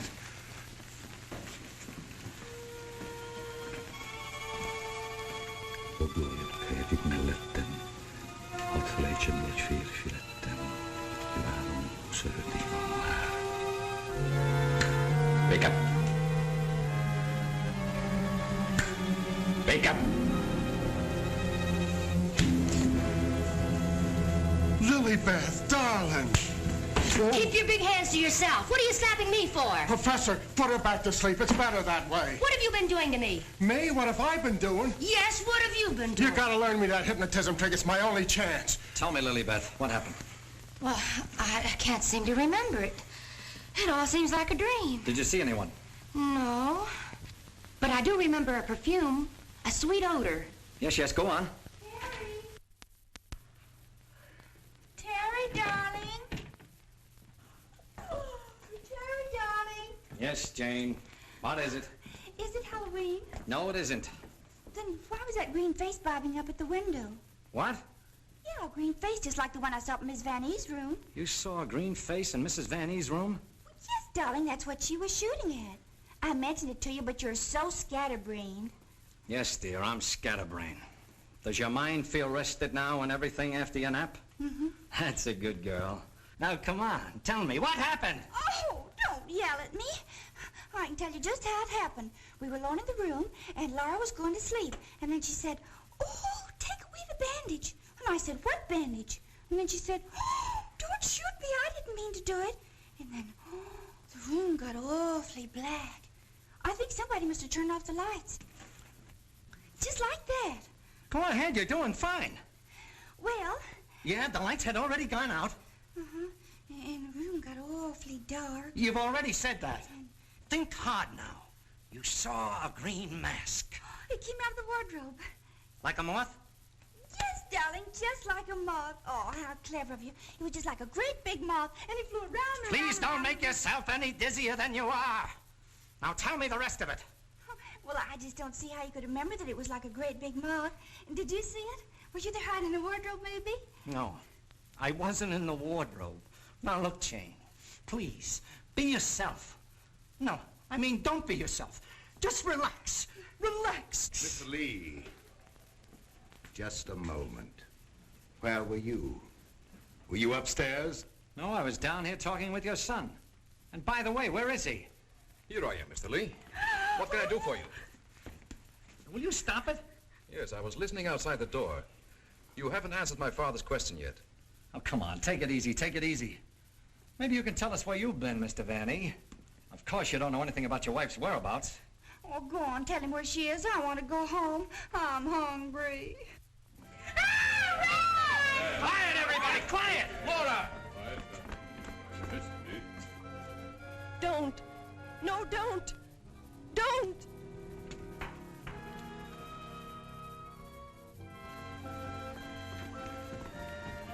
Laura! She's under a hypnotic spell. Ladies and gentlemen, it has been an exciting night, and you all are deserving of some explanation and relaxation for the strange goings-on. The guy who's doing the talking is behind the wall somewheres. Now you're getting smart, Sherlock. We introduce at this time the team of Lorette and Renee as they appeared at the height of their success in the green room of the Paris Creole. Sure, the mask, the picture. Mademoiselle Lorette. Now I know who he is. Mademoiselle Lorette will now put a bandage over her eyes, the better to see the inner truth. Very good, Renee. Very good. Just like the old time. Would any member of the audience like to ask Mademoiselle a question? Come, Mr. Lee. You have been so full of questions up to now. I'm thinking, brother. We cannot keep Mademoiselle too long in this delicate mental balance. She has been under a great strain lately. Then I will ask the questions myself. Yes, Rennie, I'm at your command. Are you afraid now? No, I'm quite safe. Will you tell the truth? Yes. They came to me and said your partner, he of the magic feats and rare impersonations, is a spy. But we can't prove it. We will give you 1,000,000 francs if you, Lorette, bring us that proof. Now we shall know. You gave them the proof they wanted? Yes. They took him away to be killed? Yes. What was he to you, this man you betrayed? This man you sold to the enemy for money? He was my husband. When they told you he was to be executed, you sent this man a gift for his last moment before the firing squad. What was it? It was a green scarf for his eyes. Like the one you're wearing now? Yes. Why did you send it? It was my scarf. I wanted him to know I had betrayed him because I hated him. He was good and kind, but I hated him for the power he had over me. I see. That is your only defense. You hated. You thought they shot him. You escaped to America. You thought you were safe. Then you found out he was alive and wanted revenge. Thank you, Mademoiselle Lorette. You may remove the bandage now. What do you see on the cloth, Mademoiselle? There's a hole in it. Yes. What else, Lorette? What else? There's blood on it. There's blood. I have come back. I am here. And I will have my revenge. No! No, don't touch me! Outside, under the window, you know where.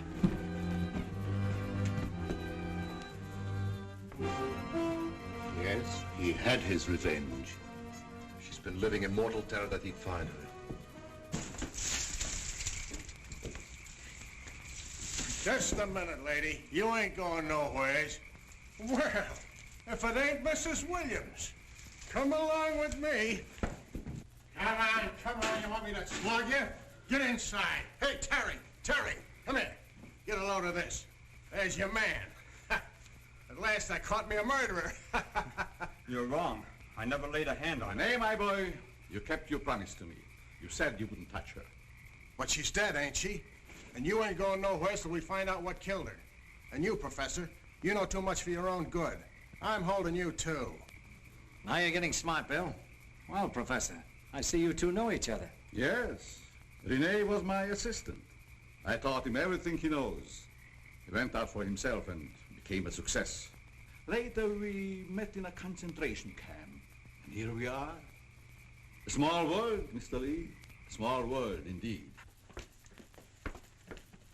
Terry, Harry, isn't this the place where you get the marriage licenses? No, dear, this is the morgue, the morgue. Oh, darling, you say the cutest things. The mark. Oh! Oh, never mind, dear. You just stay right here. Nobody will get you. Oh, but Well, Doctor, got anything to add to my story of the year? Who's this Renee? Renee was her husband. She turned him over for a sum. Figured the Nazis would take care of him, but he had ideas of his own. Look, Doc, was it murder? Do I finally get a break? Was she murdered? We're sending the report to the police. What does it say? Ah, come on, Doctor. Don't hold out on us. I didn't understand it at first, but I do now. There were no marks of violence on the body, and we found no internal disturbances. What does this all add up to, Doctor? Yes, let's have it. She was literally scared to death.